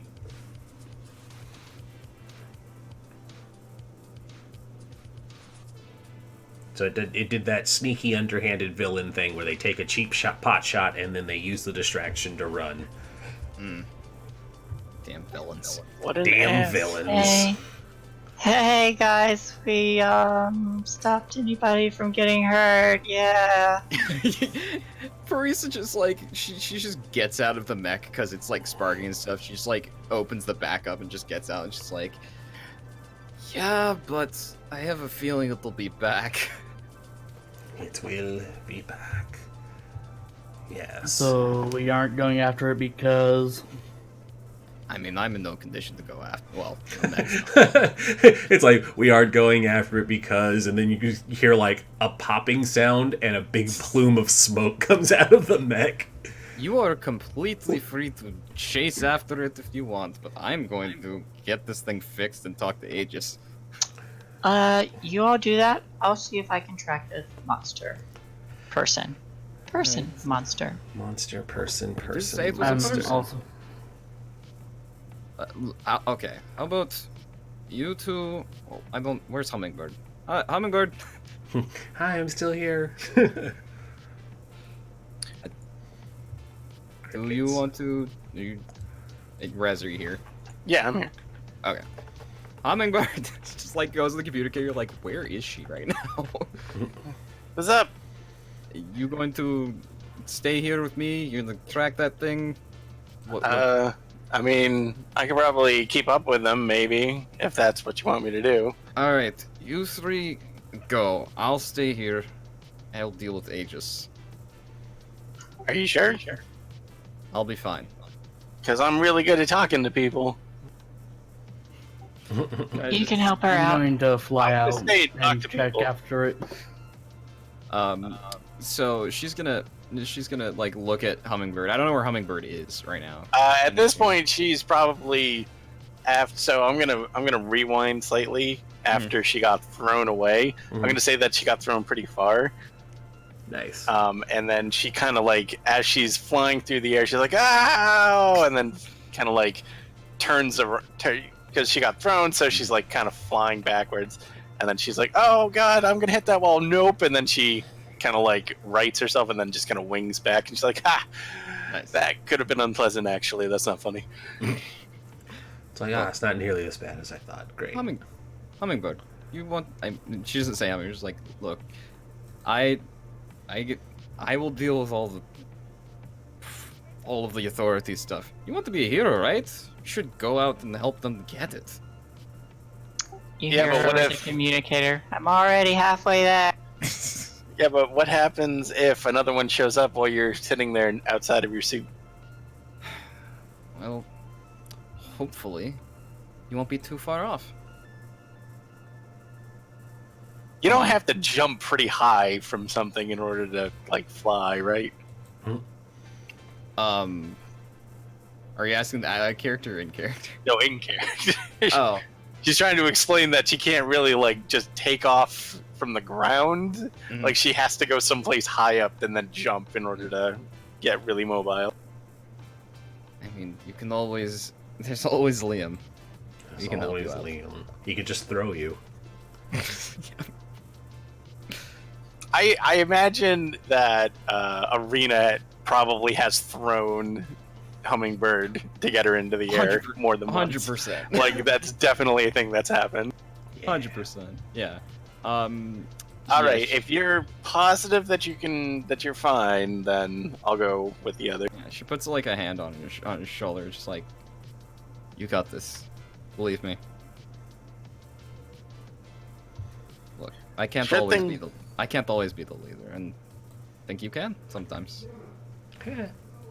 And then she's gonna like, wow, that was really deep. And then she's gonna like slide slightly towards you, and you know that she's basically facing her communicator where the microphone is, very closer to your face. It's like, could you say that again, please? And then there's an audible noise of the communicator turning on. Get out there. Go Right, get boss, them, and buddy. then off she goes. Alright. So the two of you who went ahead to go track them, both of you roll me and assess the situation. Oh, I'm not good That at would that. be plus superior. I have not rolled a miss.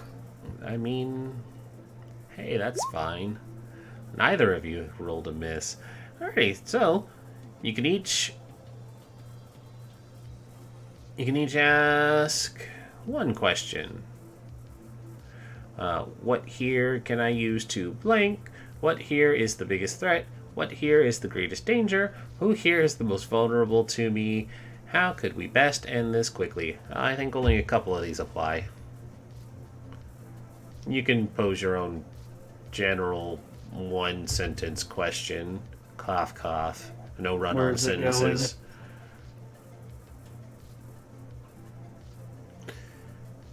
Okay.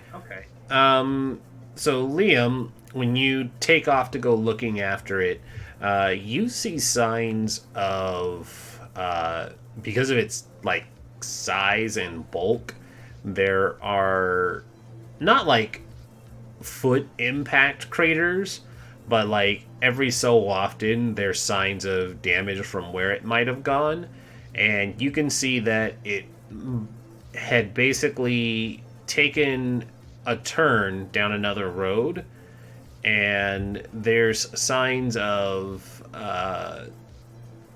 a manhole cover having been lifted up and quite a large hole having been made for it to get its body in. And Shay, you have a question too. So after having looked into its mind, how can I get him to listen to me? Sorry? How can I get him to listen to me? Oh, different one. You're on assess the situation. Oh,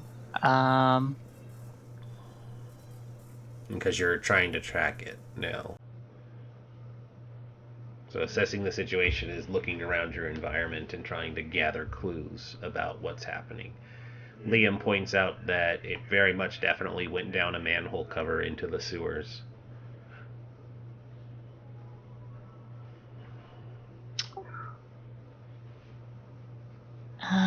I guess how, I guess what's the fastest way to catch it? Like, how can I head it off, basically? Where can I go to head it off?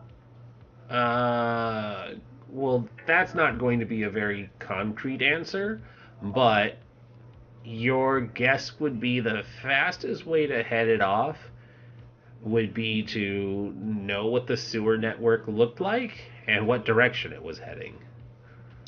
Oh, Because Would it's very hard to track it above ground while it's underground in a sewer network. The Halcyon City is a very large city, and its sewer network is probably labyrinthine in complexity. do I see which way it went? You did not go down into the sewer, so no. Other than I down, you don't know. I'll head down. Are you heading down with her, Liam? Yeah. Okay. So, the two of you splash down into the sewers, and you see that this immediate passage has two directions. It stinks of human refuse and sewage. It's quite to the point that it's probably a bit overpowering because superhero diets are probably not very high in fiber, or maybe they are. According to Captain Miracle's Miracle Flakes. And then we cut to a commercial of Captain Miracle Flakes, where it's like a 50s reminiscent moment of, these kids sitting at a table and they're like, wow, Miracle Flakes. And it's just cornflakes, but yeah. So, as I'm like mid-fall, I'm gonna use my psychic constructs to make me a translucent bodysuit so I don't get sludge on me. Unleash your powers. Yeah!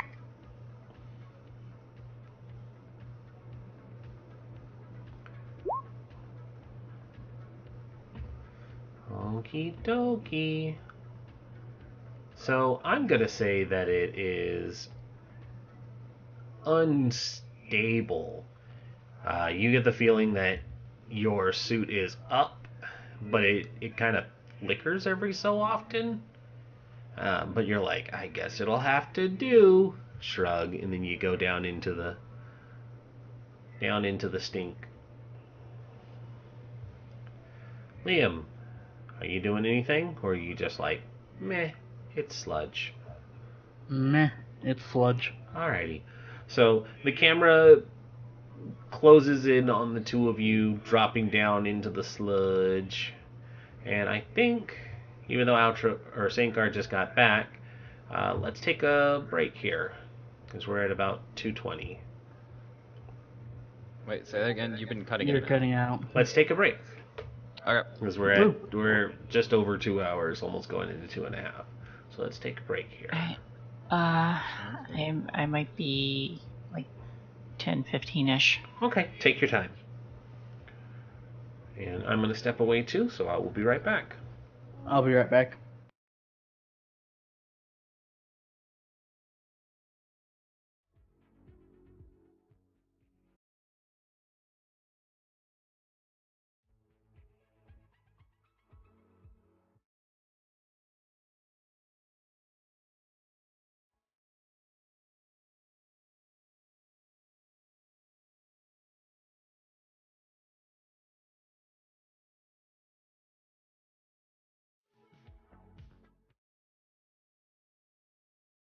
And then I fly in and punch it, and everybody's safe. Yay!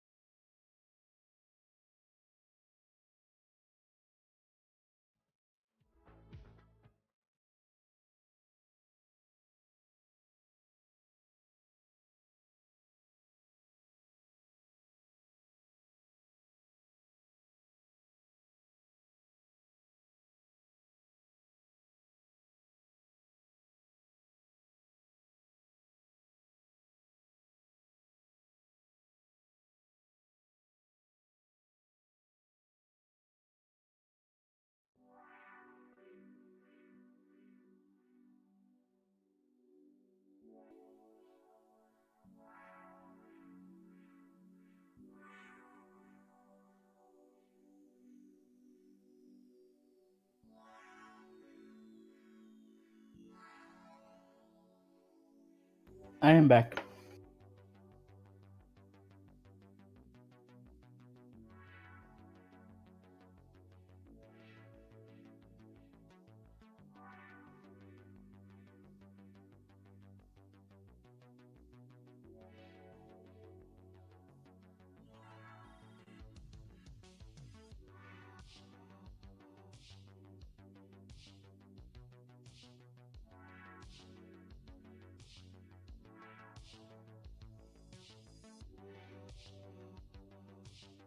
So that went well.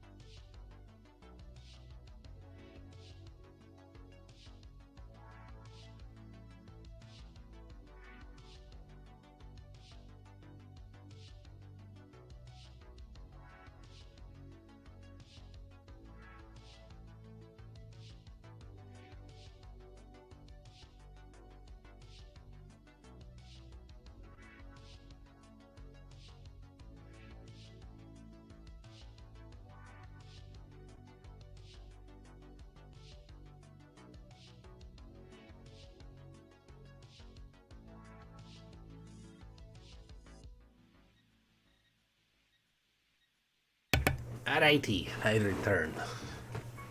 Welcome back. Why, thank you. Hello. Raise you back, Tools. Yes, ready to swoop in and punch a thing. Let's get this Because I'm going to punch it. and punch these things. Alright, so Shay's got I like a how thing. Paris was basically like, you guys can leave because you guys' thing. She doesn't have a suit right now. It's fine. I know. I mean, she still does, but she's like, I'm probably gonna lose it if, like, I'm gonna have to rebuild it from scratch if I do keep going. Plus fitting into the sewers. She's not about that sewer life. So at least she's in the suit. If she's going down without her suit, it'd be even worse. So I'll put a pin in Liam and Asriel going down there while Shay's away. So coming back, the commercial break ends and the camera is now on the Hummingbird and Arena as you guys move to talk to Aegis agents. Wait, I thought Hummingbird was with the. Oh, rest. Hummingbird flew off. That's right. You told her to head off. Quote unquote. Flew off to go join you guys. Unless, So, unless she secretly didn't. She was like went off and then came back. yeah. No, you're right. You're right. You guys did talk about her going on ahead. So I'll put a pin in Res 2, and Arena is talking to the Aegis agents. Sorry, everyone. I didn't mean to spread the group like this, but That's all right. All right. So there are a number of Aegis agents on the scene that are helping manage the cleanup. There's a surprisingly little person collateral damage, but there is a massive amount of property damage, none of which is really your guys' fault. This creature definitely just did a number on this area in its rampage. But as you're looking about to see, who you need to talk to, sure enough, there's Agent Johannes. He's got his sunglasses up. He seems to be talking into a cell phone before he notices that you're more or less looking for someone to talk to. And he holds up a hand with a finger, give me a second, and then he says yeah, of course, I understand. We'll take care of it and continue investigating. And he hangs up the phone and walks over to you, extends a hand, and he says, Arena, good work as always.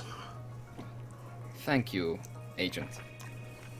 Yeah, she shakes his hand. It's expecting this what he wants. Yeah, it's like, do you have any idea where this thing came from?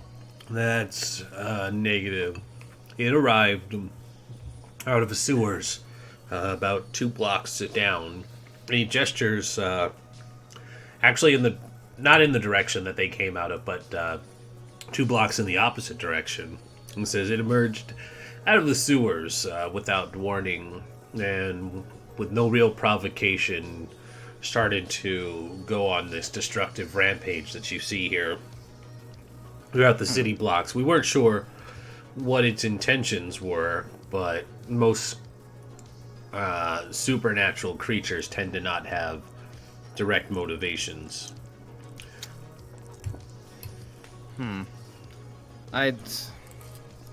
Well, it's probably supernatural, yes, but most of these things have motivations. We just haven't figured it out yet. Well, that's what I think. My team thinks, at least. I know my mentor would say the same thing. Do you have an idea what might be going on? She crosses her arms. But yeah, it's probably connected to somebody else.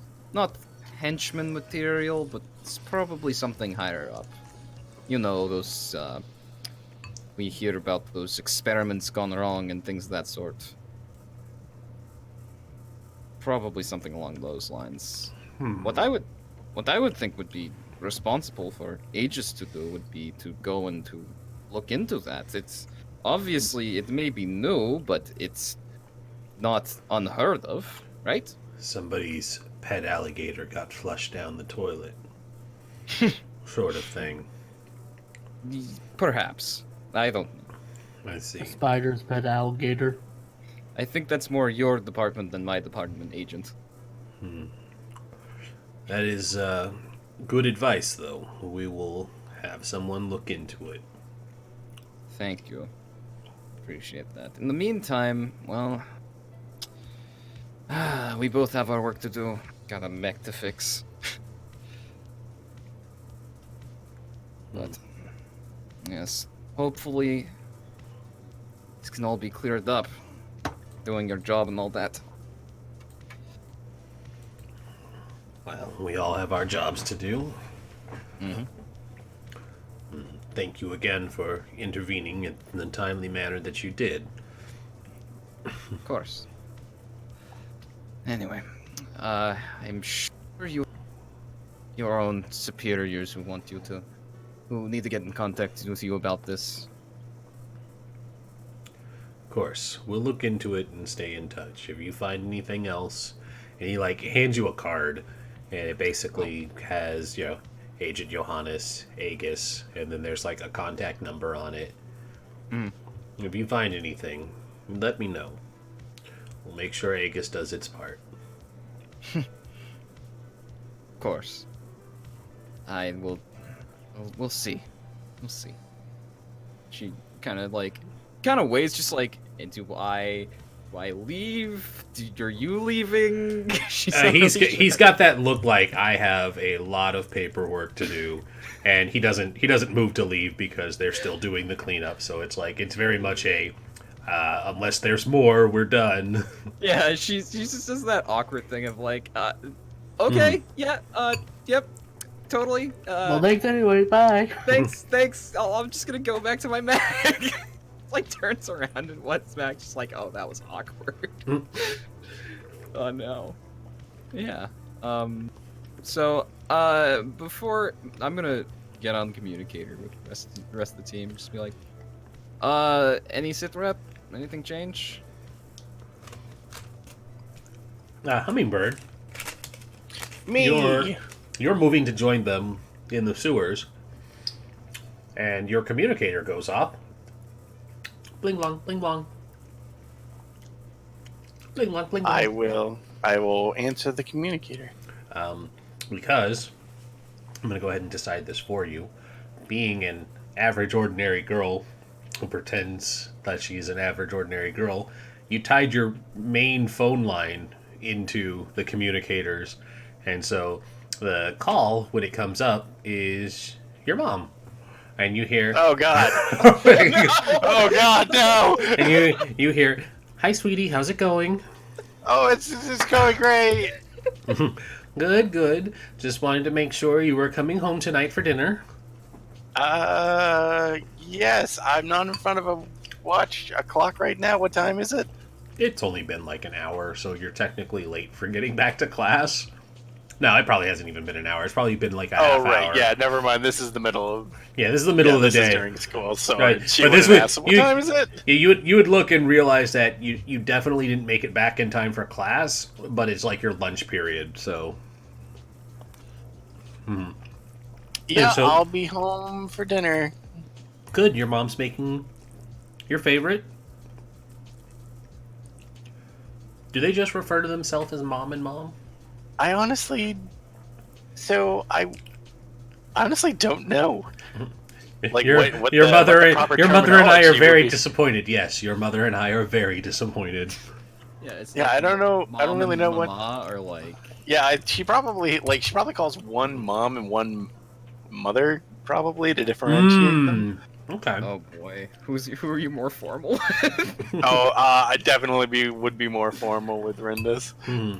So you're talking to Lucy right now. So Yeah, so she's mom. Yeah. So your mother's making your favorite for dinner, and you know that when she says she's making it, that the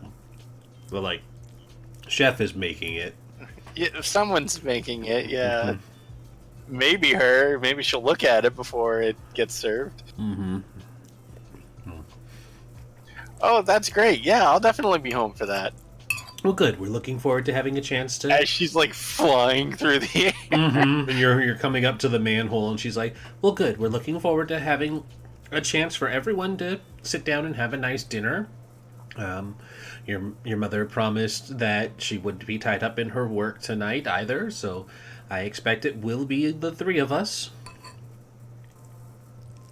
Yep. Definitely. Definitely. Definitely. I will be there. Good. Well, have a good day at school. I will have a great day at school. Be safe. Make smart choices. Yep. All right. Just well, as she like just turns slightly to narrowly avoid like just pasting herself on a building. So I was Yep, thinking maybe. about going to the store later. Was there anything you might need from the store? And she just kind of like does that mom thing where it sounds like she's wrapping up the call and then immediately God. switches to another thing. Mom, lunch is about to end. Oh, absolutely. Sorry. Well, I would that's like Pop-Tarts, though.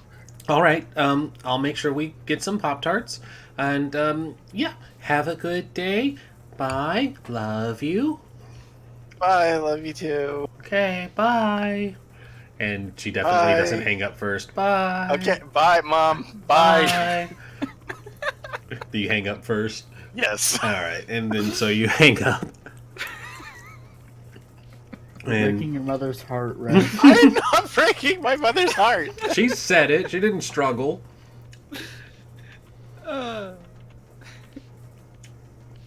You're breaking us apart. I'm doing Bring us good. apart, I'm Lisa. fine. This is what being a Gaddis is all This is about. what being a Gaddis is all about. Alright, so I'm gonna land by the manhole cover. And so you land by the open manhole that covers a few feet away. There's like a street worker who's kind of like busying himself with picking it back up. It's an older man in a nice jumpsuit, and he's got a heavy set of glasses and a thick mustache, and he's like, these supervillains just don't understand how heavy these manhole covers are when they throw them about like that. And he's like trying to drag it back into place as you move over to it. He's like, young lady, could you help me set this back on if you're going under there? Sure, but I think they throw it around because they know exactly how heavy it is. You might be right. Far be it from me to judge what hoods do, huh? And he, like, I mean, I can he, lift like- that thing. he like two-handed struggles to get it over to you. Yeah, she's like, I'm not one of the super strong ones, but I'll try to help you settle it down. Oh, my mistake then. Yeah, sorry. But did you see if so like a girl dressed in black and then a taller guy kind of looks like a douchebag. Wow. Could you call a douchebag? Sorry. I called him a The older guy douchebag. looks like a douchebag. Yeah, him and some weird goth chick jumped down here a few minutes ago. All right, yep. Thank you I think for you're- letting me know. I think you're on the right track. Awesome. Excelsior. And he goes back to doing what he's doing. God damn it. Have I seen you before? I just have one of those faces, and he's Oh, like, all right, yeah. hops into a street right. sweeper, and he's gone. Is Stanley just gonna show up every episode? Of course he is. That's the thing. We have to keep this memory alive. Hummingbird wipes a tear away, doesn't know why, and then it's like, okay. This is why we decided to play masks. Yeah. And then I'm Not for the gonna, game, for the Stanley cameos. and then I'm gonna jump down, but I'm gonna try to ease the guy's issues and try to like settle the manhole cover back. Yeah, I'll say it takes you some effort, but you're able to drag it into place. But Of all the powers I had to get, slightly above average strength couldn't have been just a minor one. I mean, you have. I'd be okay with that. I don't need to be flying around and punching people out. She just grumbles as she climbs down, and probably is like, I can't even fly down here. Why did I? Rez, Yeah. you actually have heightened physical ability, strength, agility, and toughness, and you have the 2 unique abilities. Yeah. So you are stronger than average. Oh shit! Yeah. I thought it was just the 2. Didn't you know Spider-Man's like one of the strongest people in? Yeah. Oh he has my to pull his God. punches. Yeah. So I'm not gonna lie. When I read that, I completely missed everything above. Choose 2 unique abilities. Yep. Wow. Yeah, Okay, yeah, never mind. Sorry. All right. You just lied to Stan Lee. You just lied to Stan Lee. How could you? How could you lie to Stan Lee? I feel, well, hold on. She's not a super powerful one. Like she's not on Superman level. She pulls no, she she's- pulls her punches just like Peter Parker does. Admit it. Yeah. She's not a bull or anything, but like she's still strong and tougher than. Yeah. All right. faster. Anyway, with me now being a complete total goof, I'm just yeah. Anyway, I'm gonna climb down and go find my compatriots, and probably complain that I can't exactly fly in a sewer. So Shay, what you missed was Arena went and talked to Agent Johannes again. They exchanged ideas on what they thought might have been the cause of X, as we're going to call it now. We didn't discuss calling it X in game, but that is just the moniker given to it out of character. The 2 of them discussed where it might have come from and what both Heroes and Aegis could be doing to help contain and look into the situation further. He gave Arena his card if you guys find out any more to contact him. Hummingbird got a wonderful phone call from her mom. Her mom, not her mother. And you are roboting. Yeah, You I may wanna see. do I that see my thing to fix thingy. it. See my thing fluctuating here. Hold on. Oh no. Yeah, I hate Discord sometimes. It happens. It does, and it only seems to happen during these games. Which, whatever, can't be helped. I'm gonna reconnect it right now. Hold on. Yeah.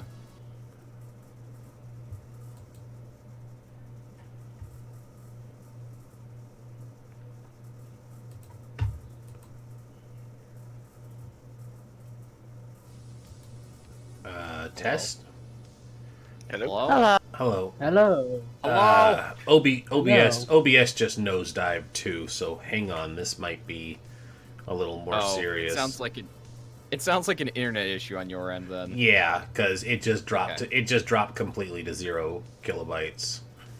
Oh, it just framed big old frame drops. Mm-hmm. I just got my dropped frames. No, actually, it just completely disconnected. I didn't even drop frames. It's just like, no, we don't have anything going to it, which is weird because I'm definitely still that is here. weird. Dropped completely. Yeah, that is weird. Huh. Well, that is serious. Yeah. How is this? Okay, so Discord's fluctuating again. Yep. It can't make Seems up to its... be.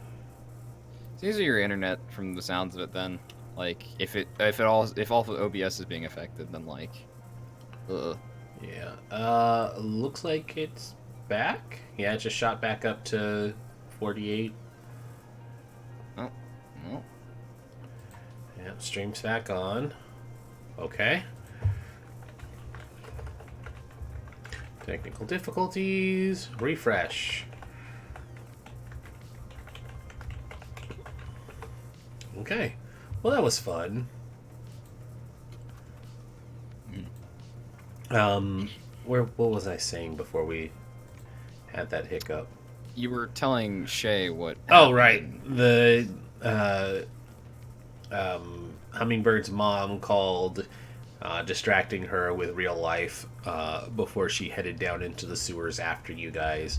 And that's pretty much where... Oh, and she also had a conversation with a friendly street sweeper who was trying to put the manhole cover back on before she discovered that she does in fact have above average strength and could easily help this old mustachioed man get the manhole cover in place.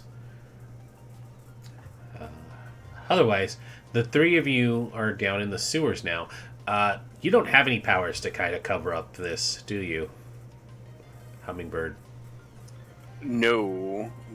Even though I have slightly more powers than I thought I did, I have none to this. All right, so you land in. Well, I don't even think you land in like waist deep stuff. There's probably like a small walkway, and like a little. Oh God, I hope so. Yeah. Yeah. Well, some of the older sewers don't have those.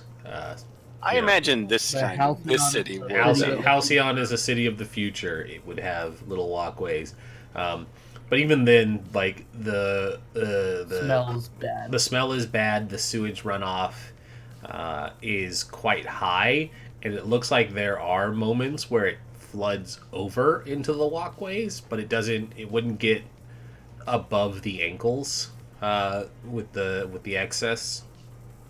Those are on those big flow days, usually when the Halcyon Sports Bowl arena is full up, or it's one of the major events going on where there are a lot of people all flushing at once. This is disgusting. I'm gonna burn these shoes. I might burn the rest of this costume. I just remembered back to Real Monsters when they had the surfing event down the sewers, and it was like the Great Flush, and the joke was it was the Super Bowl halftime. Everybody just goes and takes a shit at the same time, and that causes the sewers to flood, and so they have a surfing race. And yeah, that's where my mind was going. Anywho, Real Monsters was a fun show.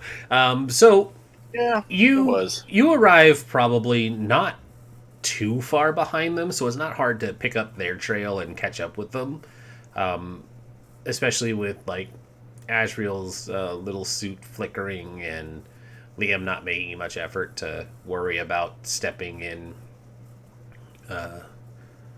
the refuse of Halcyon City. But you're down in the sewers, and do you guys have an idea or a direction on how to find I was going to try to probe out with my telepathy and try to make a connection with this guy. Alrighty. Go ahead and probe out with your telepathy. That would be unleash powers, I believe. Yes, sir. Hit. Yeah. So you reach out with your powers to try and telepathize after this person. It's in 7 or 9. You mark the condition, or I tell you how the effect is unstable or temporary. So yeah, you reach out with this telepathy. What are you saying or trying to convey when you reach out? Just like, stop running, we want to help. That kind of thing. Try to make him realize that we aren't trying to kill him. Yeah, the guy who blocked his escape. I might kill him. Trying to hurt him. He's making me wait around in the sewers. Sewers. Wow, vengeful. So yeah, you reach out and you send this message. Saint, just out of curiosity, have you ever been in or near a open manhole cover before? Oh no! I understand. Okay, I'm just saying, like It's bad. It is probably one of the worst experiences that your nose can ever go through. Yes. So you reach out. The player, but the character just No, Faria. I almost called her Faria, but Parisa has enough sense to make excuses for her suit not being able to get her down there. So she was like, haha, those suckers. They went down into the sewers. To be fair, she didn't actually know. Yeah, she didn't know where this thing went and learned afterwards that it came out of the sewer. It was like, okay. Shh. That's a thing. Let's just play it up that she knew the whole time. She's that smart. Yep, she planned 5 steps ahead. Taps forehead. Yep, she's playing some 4D chess, y'all. So you reach out with the powers, and you're like, stop. We don't want to hurt you. We're here to help. But you make a connection with something. You definitely know that it's still down in the sewers, but when you hit its mind, you get like an immediate feedback lash and a disconnect, but all you hear in as a response is just run, run, run, run, run. So it's kind of like feedback loop where it hurts, kind of. It just a minor backlash, like nothing serious, but it looks like your power didn't Like a twinge. Yeah, and it didn't completely connect, but what you picked up from it was this thing's thoughts were just to run. Animalistic. Mm-hmm. At least that's how I'm interpreting it. Mm-hmm. Mm-hmm. Mm-hmm. So. You cut out entirely there, Rin. I didn't say anything, though. I just said, mm-hmm. Oh. So, how did the three of you go about investigating these sewers? As All we're it wants is to run. as I'm running, I'm just like looking for like scratch marks along the walls, places where like the ground might have been disturbed. I'm not good at this, but I think this is just superior. Mm-hmm. You can still do assess the situation, which is roll plus superior. I'll assist.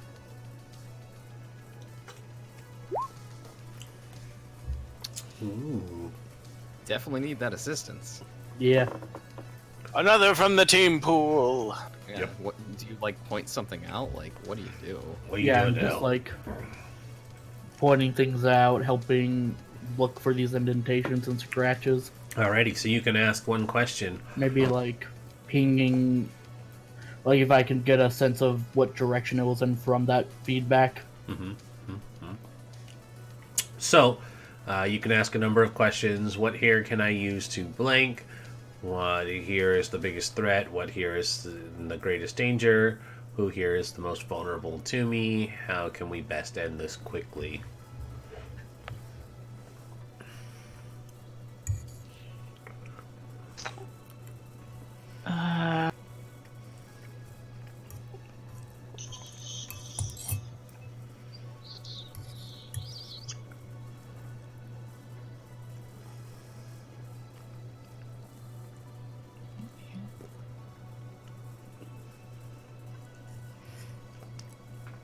It's a lot of environmental questions. Yeah, I guess, can I do, like, how could we best end this quickly? Like, how can I quickly find them?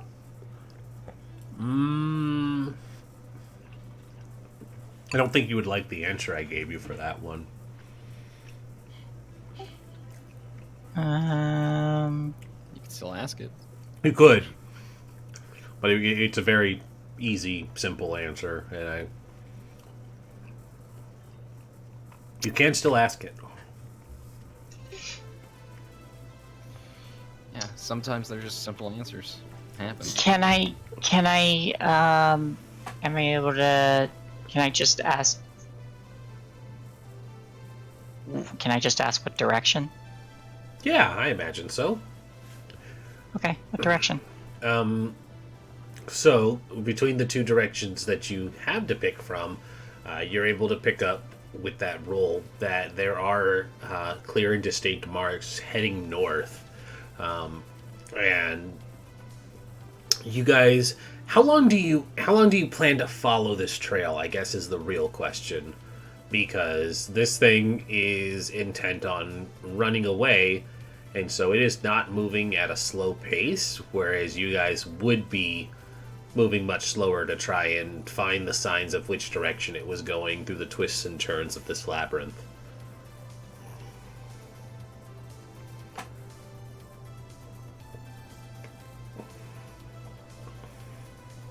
Because keep in mind that a number of you left in the middle of school, so how long are you planning to follow it?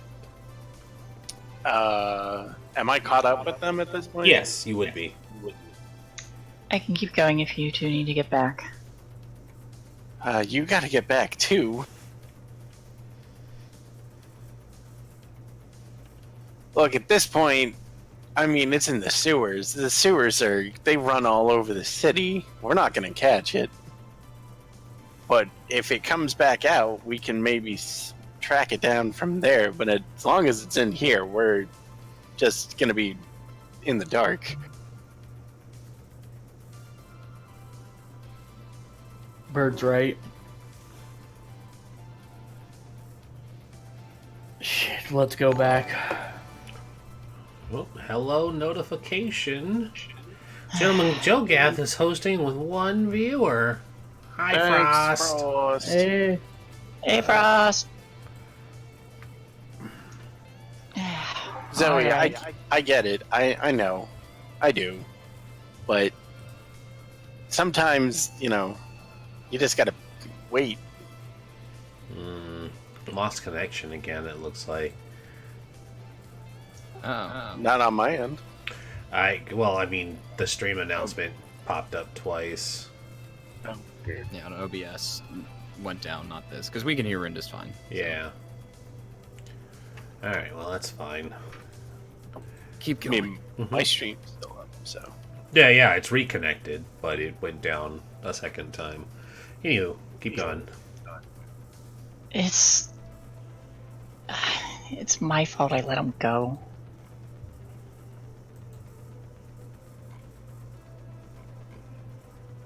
Well, we'll figure it out. All right. Fine.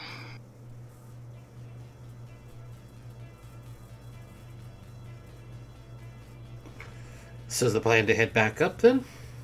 Yep. Yep. Alrighty. So I imagine you guys take note of, how far down you went. But for that all intents and purposes, how long did you all stay down, or was that an immediate hey, we probably don't need to go trekking through the sewers? I think I'd probably take 5-10 minutes before I'm Yeah. Okay. So do you all head back up to reconnect with Arena, or? Yep. Okay. So Arena, it's probably about 15-20 minutes before they come walking back. You see that, you smell them before you see them. It looks like only one of them really made an effort to try not to accidentally step in anything. But even then, her stuff flickered and didn't really help as much as it should have, so they all stink pretty badly of being down in the sewers. This isn't anything new. Being the protege of Steel Gunner, this isn't anything new. In order to be the best, you have to smell like the best. Stay down in those sewers. Why does this help? Know your enemy. Yep. Yeah. It's Why do I have to be part of this memory flashback? My greatest foe, Ballistic Crocolisk, lived in the sewers. Yep, Ballistic Crocolisk. Writing it down. That is now a villain. Alright. Yeah, so she, at this point, she's done, some minor, patch-up jobs on her armor, but, she needs to, she's also gonna get back to class as well, because she also has school. So she's in her Enough to get armor it right back now when... up and running. Yeah, she's in her armor right now when everybody shows up. She's like, so... Nobody messaged me back? What happened? They lost it. It ran into the sewers, so The Wi-Fi signal in the sewer is terrible. I would imagine that there is no Wi-Fi in the sewers. This is Halcyon City, the city of the future. Nobody can overcome the shut up. Nah, we've got communicators. Communicators aren't like cell phones. We can use them anywhere. Except when we can't. When the plot demands that we can't. That's true. Yeah, it's just... Well, Agent Johannes apparently said that apparently it came out of the sewer, so that tracks. Their agents said they're going to look into it, but who knows when they'll get back to us. If ever. So, I guess I'm gonna head back to the hideout and go back to class. scratch his head. Well, she would scratch her head if she wasn't in the mech. She kind of just like puts a Does that finger weird on it. anime gesture of like robot scratching head.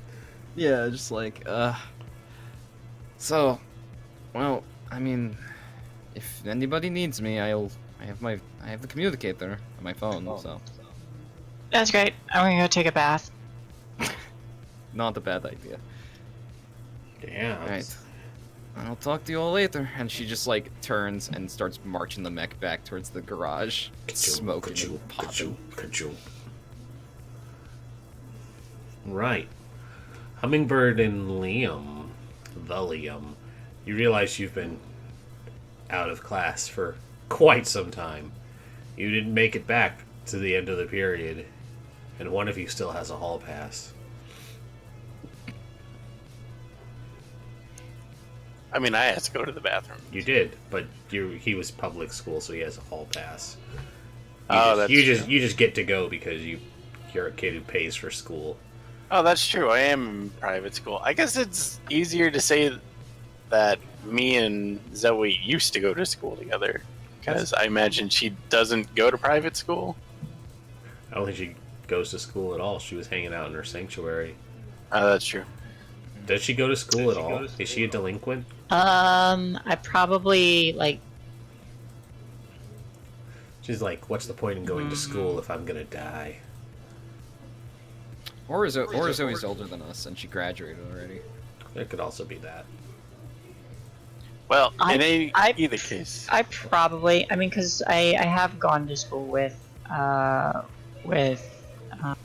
Amy. yeah, but I guess.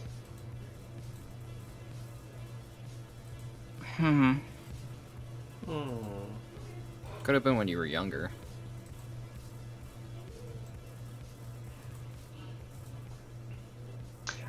I could be doing. I could be. It could be that thing like it's like the last high school year, right?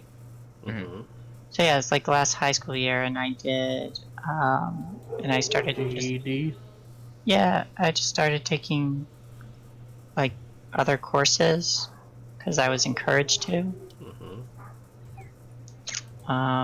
But I guess so. There's a little more flexibility with it, but because of that, I take a lot of liberties I probably shouldn't.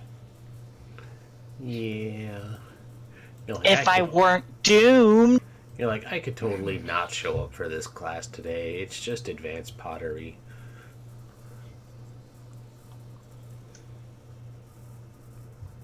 Yeah. Fuck advanced pottery. Alright. I need to get out of this. I'm gonna stink. Yep. You realize as you're heading back that the stink is not going away as you're flying. You're like, top speed can't blow the funk away. Okay. This is gonna take some doing. Is there there has to be showers at this school. Mm-hmm. So I am going to try to sneak into school under the guise of it's still hopefully lunchtime, get to the showers, shower off, and then switch into another uniform because I imagine that there's more You than probably one. have uniforms, yeah. Yeah, there's probably more than one. Yeah. So I'm going to do that. And then I'm probably going to burn the clothes that I was wearing before. So And this costume's going to die. So for my amusement, roll me a plus mundane Okay. to try and infiltrate your way back in unsuspiciously.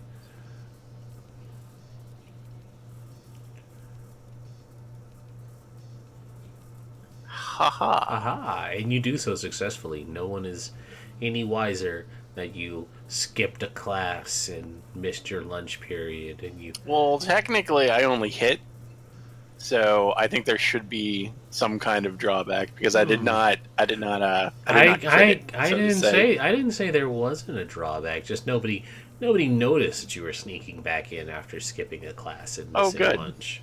Good. Good. All right, so I'm going to clean up and then I'm going to go to lunch. What's And left then of lunch? Go Yeah, to class. You arrive probably like 2 minutes before lunch is over, so you have like enough time to buy your food, and then like exit the lunch line for the bell to ring. And it's like, oh, lunch is over. All right, I'm going to eat this lunch on the fly, but not really on the fly because I know I need to differentiate it because I do fly, sort of. Because she does fly. She's so fly. Liam, how do you get back into school?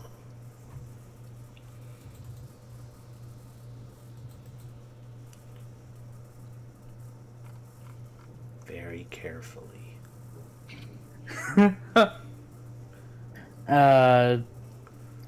Probably try to do the same way I got in. Got out? Yeah, I got out. That's what I meant. Mm-hmm. And try to clean up as best I can using the sink. Ooh, gonna have a horse bath. I like it. Yeah. Roll me a mundane, sir. Oh boy, oh boy. You know I'm great at mundane, right? Uh-huh. That's why I enjoyed My first this. miss.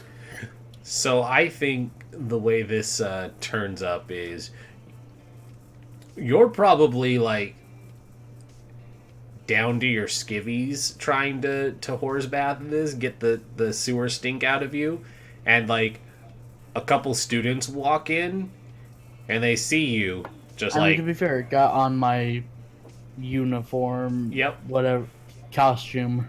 Mm-hmm. No, you're out of the And I had costume. You're out of the costume. You just haven't changed into your clothes, but you're just like in your socks and underwear, and you're like trying to wipe yourself down in the sink. And like two students walk in, they look at you, and they just do the 180 and leave. I would like to try something. Uh-huh. After washing up a bit on my own, I would like to try sneaking into the private school and pretending I'm a student. Amy's or Paris's? Yeah. Amy's. Okay. So yeah, Liam. Oh, I thought you both went to the same school. No, he's a public school. Oh, okay.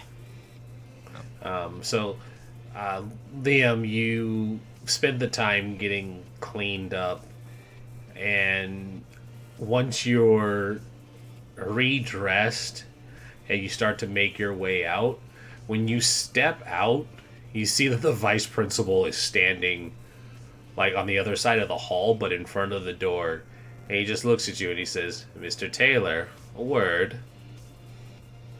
And then it just kind of like hangs on that ominous, like, you in trouble. And I tear the school down. you unleash your powers and blow up the school. Yeah. No, I'm not a hood. Not yet, anyways. We are at... well, we got 15 minutes we can pad out. Alright. Is there anything anybody wants to do in the evening time? To get rid of my last condition. Oh, absolutely. I'm gonna go get real drunk. Oh. I'm gonna go try to find some alcohol and get real drunk. Do you invite anybody to go get drunk with you? Yes. I'm gonna. While she's tipped, she's like, "Wait, I should invite somebody to this." And so I can't drink alone. That'll make me an alcoholic. Exactly. She's gonna tipsy call Amy first, and if she doesn't pick up the entire team. Oh my, she's gonna drunk call people. Alright, so, yeah. She's gonna call them. Alright, so let's handle this quick moment like this. You call Amy first. Amy, at your house, the like sky penthouse manor that your family lives in, you have arrived, gotten changed, and you're like, oh boy, mom and mother are going to be home, for a change, because they're both dedicated scientists that do a lot of advanced work for Halcyon City, and you're like, oh boy, they're both going to be here for once, and I can sit down and have dinner with them. And you get to the dinner table, and you just see your mom there, and she has like a sad look on her face, and she's like, I'm sorry, sweetie. Something came up, and your mother had to stay behind to finish doing some work. But look, your favorite, and she like gestures to what's on the table. That is, in fact, your favorite, which is. Whew. Upper class Sushi. French family. What would an upper class French Gourmet family like? macaroni Escargot. and cheese. Gourmet mac and cheese. I don't even know what that would be, Shay. You've got Sounds some. delicious as hell, It is. though. It is You pretty have some fancy upper class French cuisine. Yeah, probably something. I'll look it up. But Yeah, it's no big deal. But yeah, she's like, sorry, she had to stay behind and get some work done, and you're like that, or she's like, but look, your favorite, and you can definitely describe your own disappointment before your phone rings. Oh, yeah, I mean, that's what happens when you're a really important scientist, right? I'll tell you, I gotta take this, I'll be right back. And then I'll, step into the hallway to answer. Drunk dial, go. Yeah, drunk dial. Hey, Amy. How's it going? What you doing? What you Pretty doing? good. I'm about to have dinner. How are you? Oh, I was gonna ask if you were busy. No, I'm at the hideout. Kind of, I don't know. Are you drunk again? It's just like, it only happened the one time. Why do you keep calling me first when you're drunk? I don't know. You're the first person that comes to mind. It's because I'm first on your contact list, actually. You know, Tell me that's not true, out of character. Tell me it's not true. It's Who not, would no, you know? no, that is- Who would you that know is- that begins with A? That is, yeah, Aaron. that's what I thought. Oh well, shit. Boom. Yeah. No, it's just the first one by virtue of the fact that you're a PC. Exactly. Look, I can head over, but I don't want to make my mom eat dinner by herself. I'm not. She's I'm like not picking asking. at it. She's like, it's fine. It's fine. You're not even. You're not. You can't even hear me, Mom. I'm in a different. I'm in a hallway. I'm not. Look, I'm. I can't do this. I can't drink this alone. You know Okay. that. Look, I'll just let me eat dinner, and then I'll go out to the hideout. Fine. Like whatever. I'll see you in a bit. Look, some of our caregivers aren't psychopaths that blow up half the city. Okay. Transitions to Steel Gunner. Is Steel Gunner's workshop, and he's doing like extreme workout stuff where it's like he's on the pull-up bar that like hangs you upside down, but it's like he's in a straight jacket and there's probably like a collar with like 20-pound weights attached to it on a chain, and he's just doing pull-ups, and he's like 1,587 1,588. Above a Shark Tank just for the Yeah, hell of and it. it is in fact above a Shark Tank, and he is just doing extreme workouts. It's like not all of our caregivers can be complete psychopaths. You know, if I The was sharks have laser guns on their head. Mhm. Yep. Exactly. If I wasn't trying to mellow out, I'd get angry at you for that. But whatever. All right, I'll be there in like 20 minutes. Cool. Don't Look. just no, What? Nah. no, yeah. All right, You were going to say something? Were you, or am I going? you're going, and I'll be there in 20 minutes. All right, I'll go call some other people. She just hangs up. Oh no.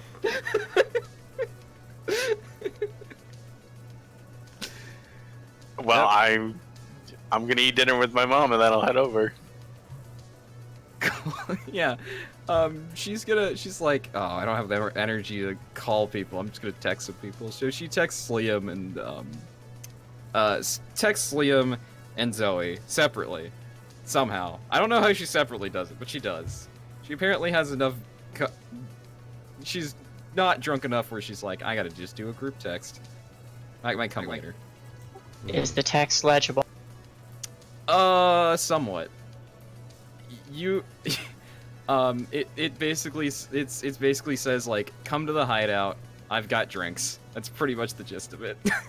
Yep. So I'm like in front of a mirror, like going like, okay, you got this.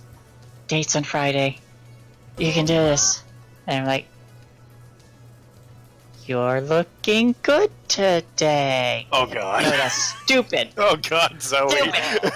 Zoe. And then I get the text, and I'm like, I'm underage, but I need this. I think we're all underage. We are. It's actually one of the reasons it's the age range is 16 to 20 in masks. Cool. Yeah. Do you text back or just show up? I text back with,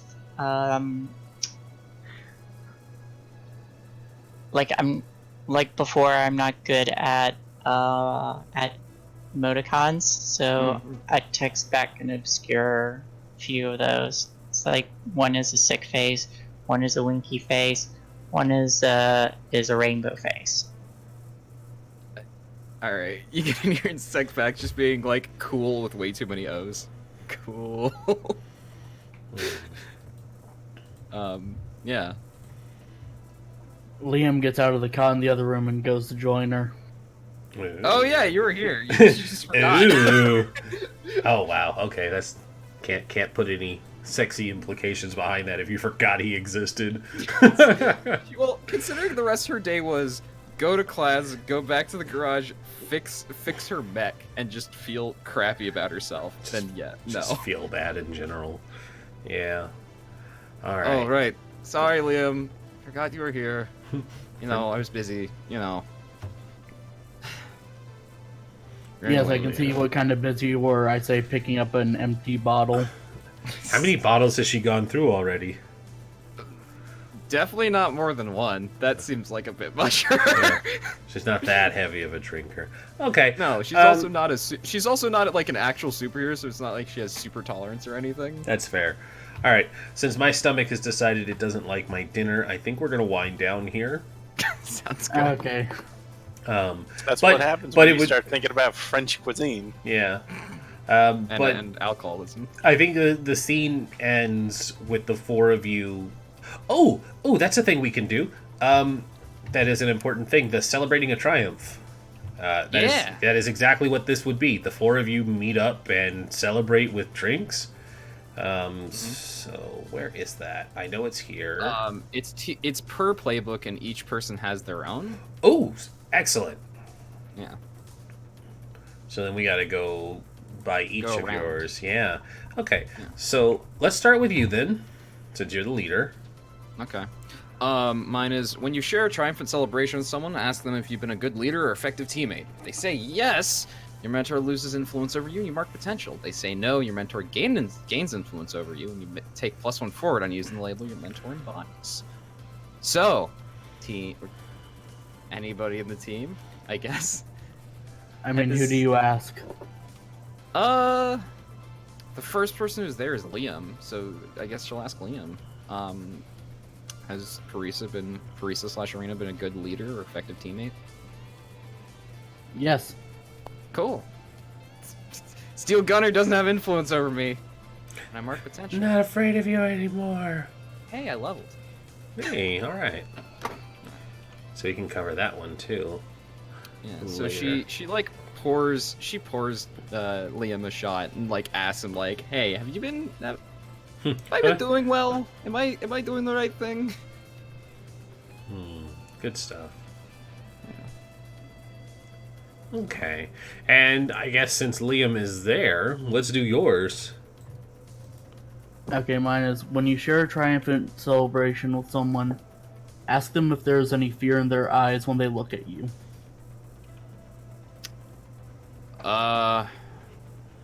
In Arena's eyes? Yeah. No. Okay, so I take one forward and mark potential. Where are you guys seeing these? They're on the Under your playbooks. moment of truth. Yeah, there's a moment of truth, and that says team moves, and the first Oh, one there is we when you go. share a triumph. Yep. All right, I got you. Alrighty. So the next one I have available is the Giannis. So when you share a triumphant celebration with someone, ask them if they see you as the person wearing the mask. Since you show up probably in your costume, or at least in an outfit with the mask over your head. Well, yeah, the person- Liam still doesn't know who she is, Mhm. so she's always kind of got her mask on when she goes to the hideout. Yep. So, whether they see you wearing the mask or the person underneath, if the former mark potential and clear a condition, if the latter, take influence over them if you reveal yourself. Yeah, I guess that depends on who you're asking. Are we assuming that at some point we all get together? Yeah, this is They a go this is a you all get together to drink. I just did it in that order because the two of them were in the room Yeah, I gotcha. first. But you can direct this to anyone. Yeah.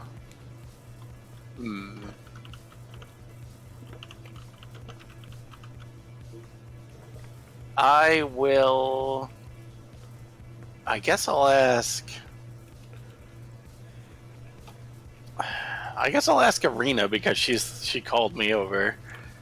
So probably at some point she's doing the thing with her mask where it's like kind of she rose it up to like her nose, kind of like you see Spider-Man do a lot. So she can actually So drink. like her mouth, so like her mouth is completely exposed, but that's it.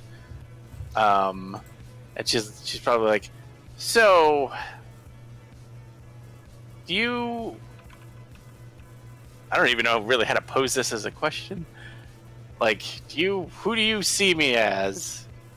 And she kind of waves the bottle at her, like, am I a hero or am I a friend? Because you called me. Takes a look, like, sideways looking, just like, I think you wear that mask well. Oh, all right. So with the armor, I mark potential and I clear a condition, but I don't have a condition. But I will take the potential. I am one away from a level. Nice. Were people marking down their failures today? By the way, I was at least. I'm I had, just like, going one back and failure. double checking, making sure. Yeah, you had Oh one. wow. But Actually, I have leveled because I missed a lot. If you get helped, you technically don't get the potential. If I remember correctly. you don't because it pushes you over. Yep. I definitely did not mark all of that, and I definitely didn't get helped over a lot of that. So They're surprisingly hit level 5. surprisingly, even though we talked about it, there wasn't a whole lot of using of the team points. Like, we definitely should use them, and then we didn't. Yeah. Shay, did you mark yours? Because I think you had one or two helps. Yeah, I think I'm at 3 or 4 now. I don't have a full set yet. But did you mark down what you gained today? Because you should have been at like 3 or 4 from last week, because there were actually there weren't quite a few failures, but you guys were rolling phenomenally well last week. Going back and looking, I think I'm at 4. Okay, just mark it at 4 then, because that sounds correct. And so, that brings us to you. And yours says, when you share a triumphant celebration with someone, give them influence over you and spend one team from the pool to clear a box on your doomed. Oh, snap. And when you share a vulnerability or a weakness with someone, give them influence over you and ask if they honestly think there's hope for you. If they say yes, mark potential or clear one box from your doom track. If they say no, mark a condition or mark your Doom track. Well, I wonder which answer that'll be. So I guess the question is who you're asking. Well, the only person wait. who knows is So is the triumph that's right. is the triumph both sections there in the team No, moves? it's just. Oh, is it give just the them first one? recovery and Okay, you send so it- disregard that other section there. It's just okay. the So the first part, I guess I was called over. So I suppose Arena would get influence over me, and then I do the team pool thing, and then I can choose you on can the second part. yeah you can choose to clear your Doom, but remember that your Doom is also a resource that you kind of want to juggle.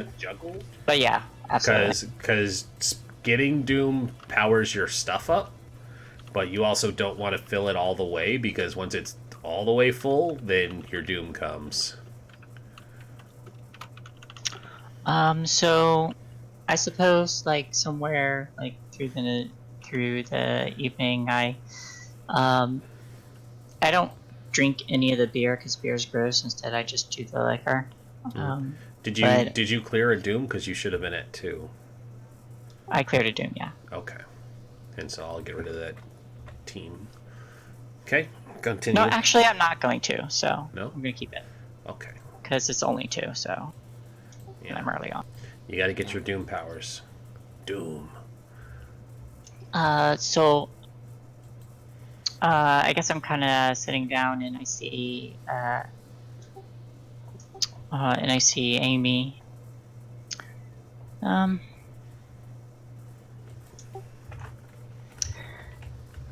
And then I look around and I make sure that the other 2 aren't close by, and then like look over up at her and say, like, so I know I kind of messed up earlier today. I mean, I got thrown halfway across the city, so I don't blame you. Well, I sort of used my power to look into their history, and I saw it was an actual person, but I also felt, you know, I felt those chains that I had connected to my end. Do you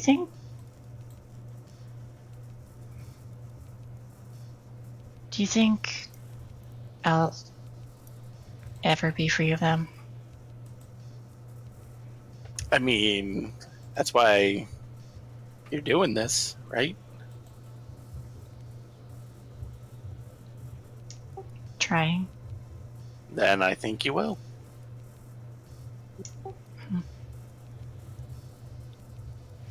Have you explained to them what it is? Yeah, she knows. Okay. She was the one that we confided in. Gotcha. Cool. So I think the scene closes out with you guys having like a nice, wonderful drink and having this nice, wonderful bonding team moment. And there doesn't need to be any ominous post credits for this episode, but it just ends on like a nice upbeat moment of you all having this bonding experience. And you guys probably get a little drunk on a Thursday night, but it's okay because tomorrow's Friday. Yeah. Alrighty, that's where we'll wrap up. We have one more thing. One which more is the thing. end of session. The end of session. Session is where we end up. The end of Everybody. session moves. Let me find. Where like you either grew closer At the to end the of group, every grew away section- from the group, or grew into your Yep. own. At the end of every Mhm. session, choose one. It's a peripheral move. Yep. grow closer to the team, explain who made you feel welcome, give influence to that character and clear a condition or potential, grow into your own image of yourself, explain how you see yourself and why, shift one label up and one down, grow away from the team, explain why you feel detached, take influence over you away from another character. So one at a time. We'll just go in the reverse order this time. Oh, I just saw another hiccup on my thing, so all the more reason to be wrapping this up shortly. We'll start with Azriel. You feel you grew closer to the team, you grew into your own image of yourself, or you grew away from the team?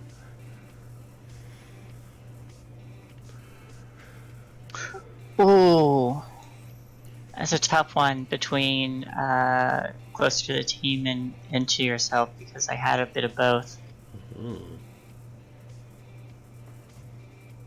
There are no wrong answers.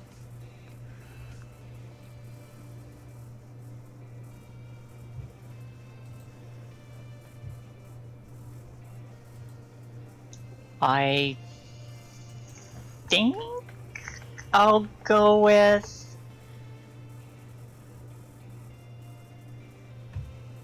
No, I'm gonna go with closer to the team.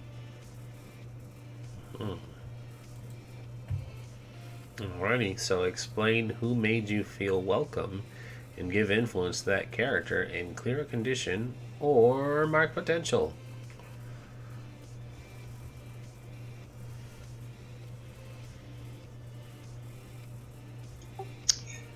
I'm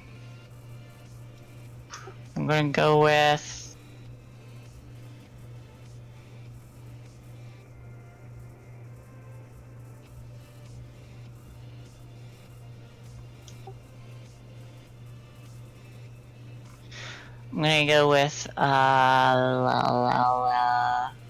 gosh, I guess probably Amy again. Does she already have influence over you? I do already Yeah. have influence with It her, just, it just makes the most sense, I guess. Getting a Well, real... you can take a potential. Yeah. I can. You used to do both. So you get shift her labels, and she gets potential. Ah, true. What are your labels at right now? 2 freak, 0 danger, 2 savior, -1 superior, 0 mundane. Keep in mind you're not shifting them to min-max this. You shift it based on what you think she should be adjusting. Yeah, So, no, I know. Yeah, the numbers don't matter. Well, I need to know what the numbers are at. Because I don't think you can go lower than -1. You can't go lower than -2, and you can't go above +3. Yeah. Okay. So Okay, so... I mean, you I can, am- but you get conditions instead of going. Yeah, okay.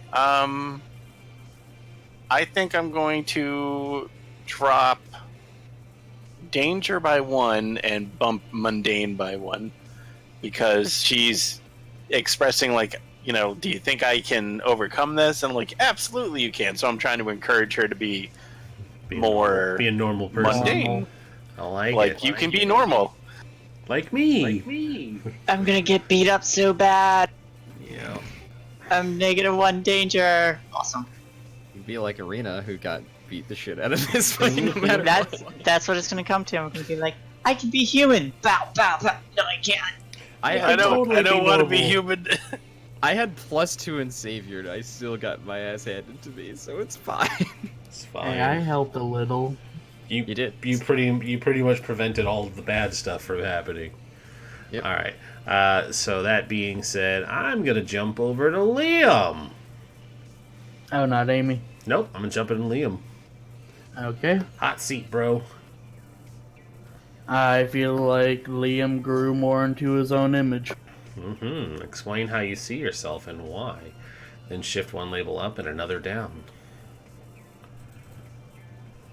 I'd say he showed himself as more of a protector than a more fighter during that brawl earlier. So I'm going to shift Savior up and Danger down. I like it. I agree. All right. Short and sweet. Now Amy's turn. Alright, what were the choices again? Sorry. You can grow closer to the team, grow into your own image of yourself, grow away from the team?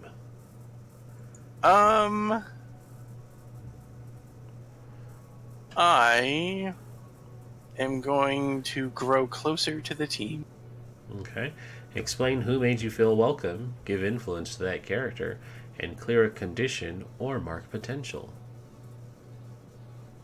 Oh crap! I think it's gonna be. Oh damn it! It's gonna be Arena again because they're like, you can do it. You can be the leader sometimes. You can be heroes. Like that's a lot of trust because Amy absolutely sees herself as kind of like, I'm like just kind of the normal person here. Like she has crazy magical powers. She has this crazy suit of armor, and he blows stuff up all the time. I'm good at flipping around and punching people. Yeah, you're gonna walk up stage with Captain Miracle and be like, my name's Amy LaRussio, and I support the Sokovia Accords. And then Aunt May is gonna get curb stomped in the street. It's fine. Yeah, like that. Oh. All right. Yeah. So I assume you're marking potential Uh, because you don't have a condition. I don't have a condition. All right, and I already have influence over you, so I'm You gonna do. I'm going to shift. Being a good leader, I'm gonna shift your superior up and your freak down. I am at -2 freak. Oh boy. Good thing you have powers to unleash. Yeah, I don't really unleash my powers so much. Not yet. Not yet. Might happen. Mm-hmm. All right. And that Okay. brings us to Arena. I think Arena grew closer to the team. Hmm. And I think it was, well, it was actually, it was Liam, because she asked him, hey, am I a good leader? And he was like, yes, you are. You're in fact doing a good job. And that felt good. This team would be Also- locked louder. Also, he, you know, prevented me from getting absolutely curb stomped by by X. So that's good.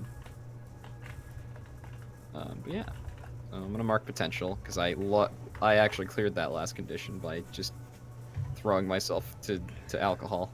Yeah, alcohol. Alrighty. Liam, you didn't have influence over me before? I did not. Well, now you do. Now you do. Oh, actually, you do have full influence over everyone. That's gonna be a fun team roll next week. Hell yeah. All right. Good thing next episode is the beach episode. Hey! Yay! Can't have the beach episode that soon. We're not. I don't think we're hurting for viewers that much. Yeah, that's true. Quick! gotta draw them in. Gotta draw him in. Oh, Frost, you poor fool. X did in fact not give it to them. I mean, maybe Arena. X did give it to Arena pretty hard earlier. They weren't but X at the time, though. They weren't. That'll come They later. weren't X then, so it's fine. X gonna give it to you. Yeah. Gonna give it to you. All right, so that's where we're wrapping up. There You we guys are. have a great Did night.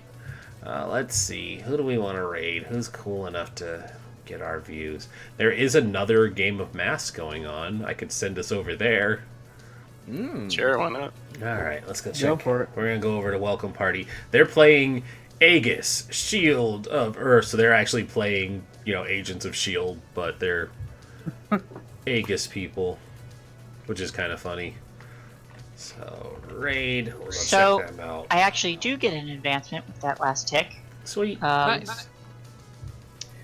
Do I want Yes. to get a +1 label, or do I want to get burn in 3 flares from the Nova's Cam playbook? Do you want to be a Nova, too? I just get extra powers. Just get Yeah. extra powers. Just get extra powers. And I can conditions. also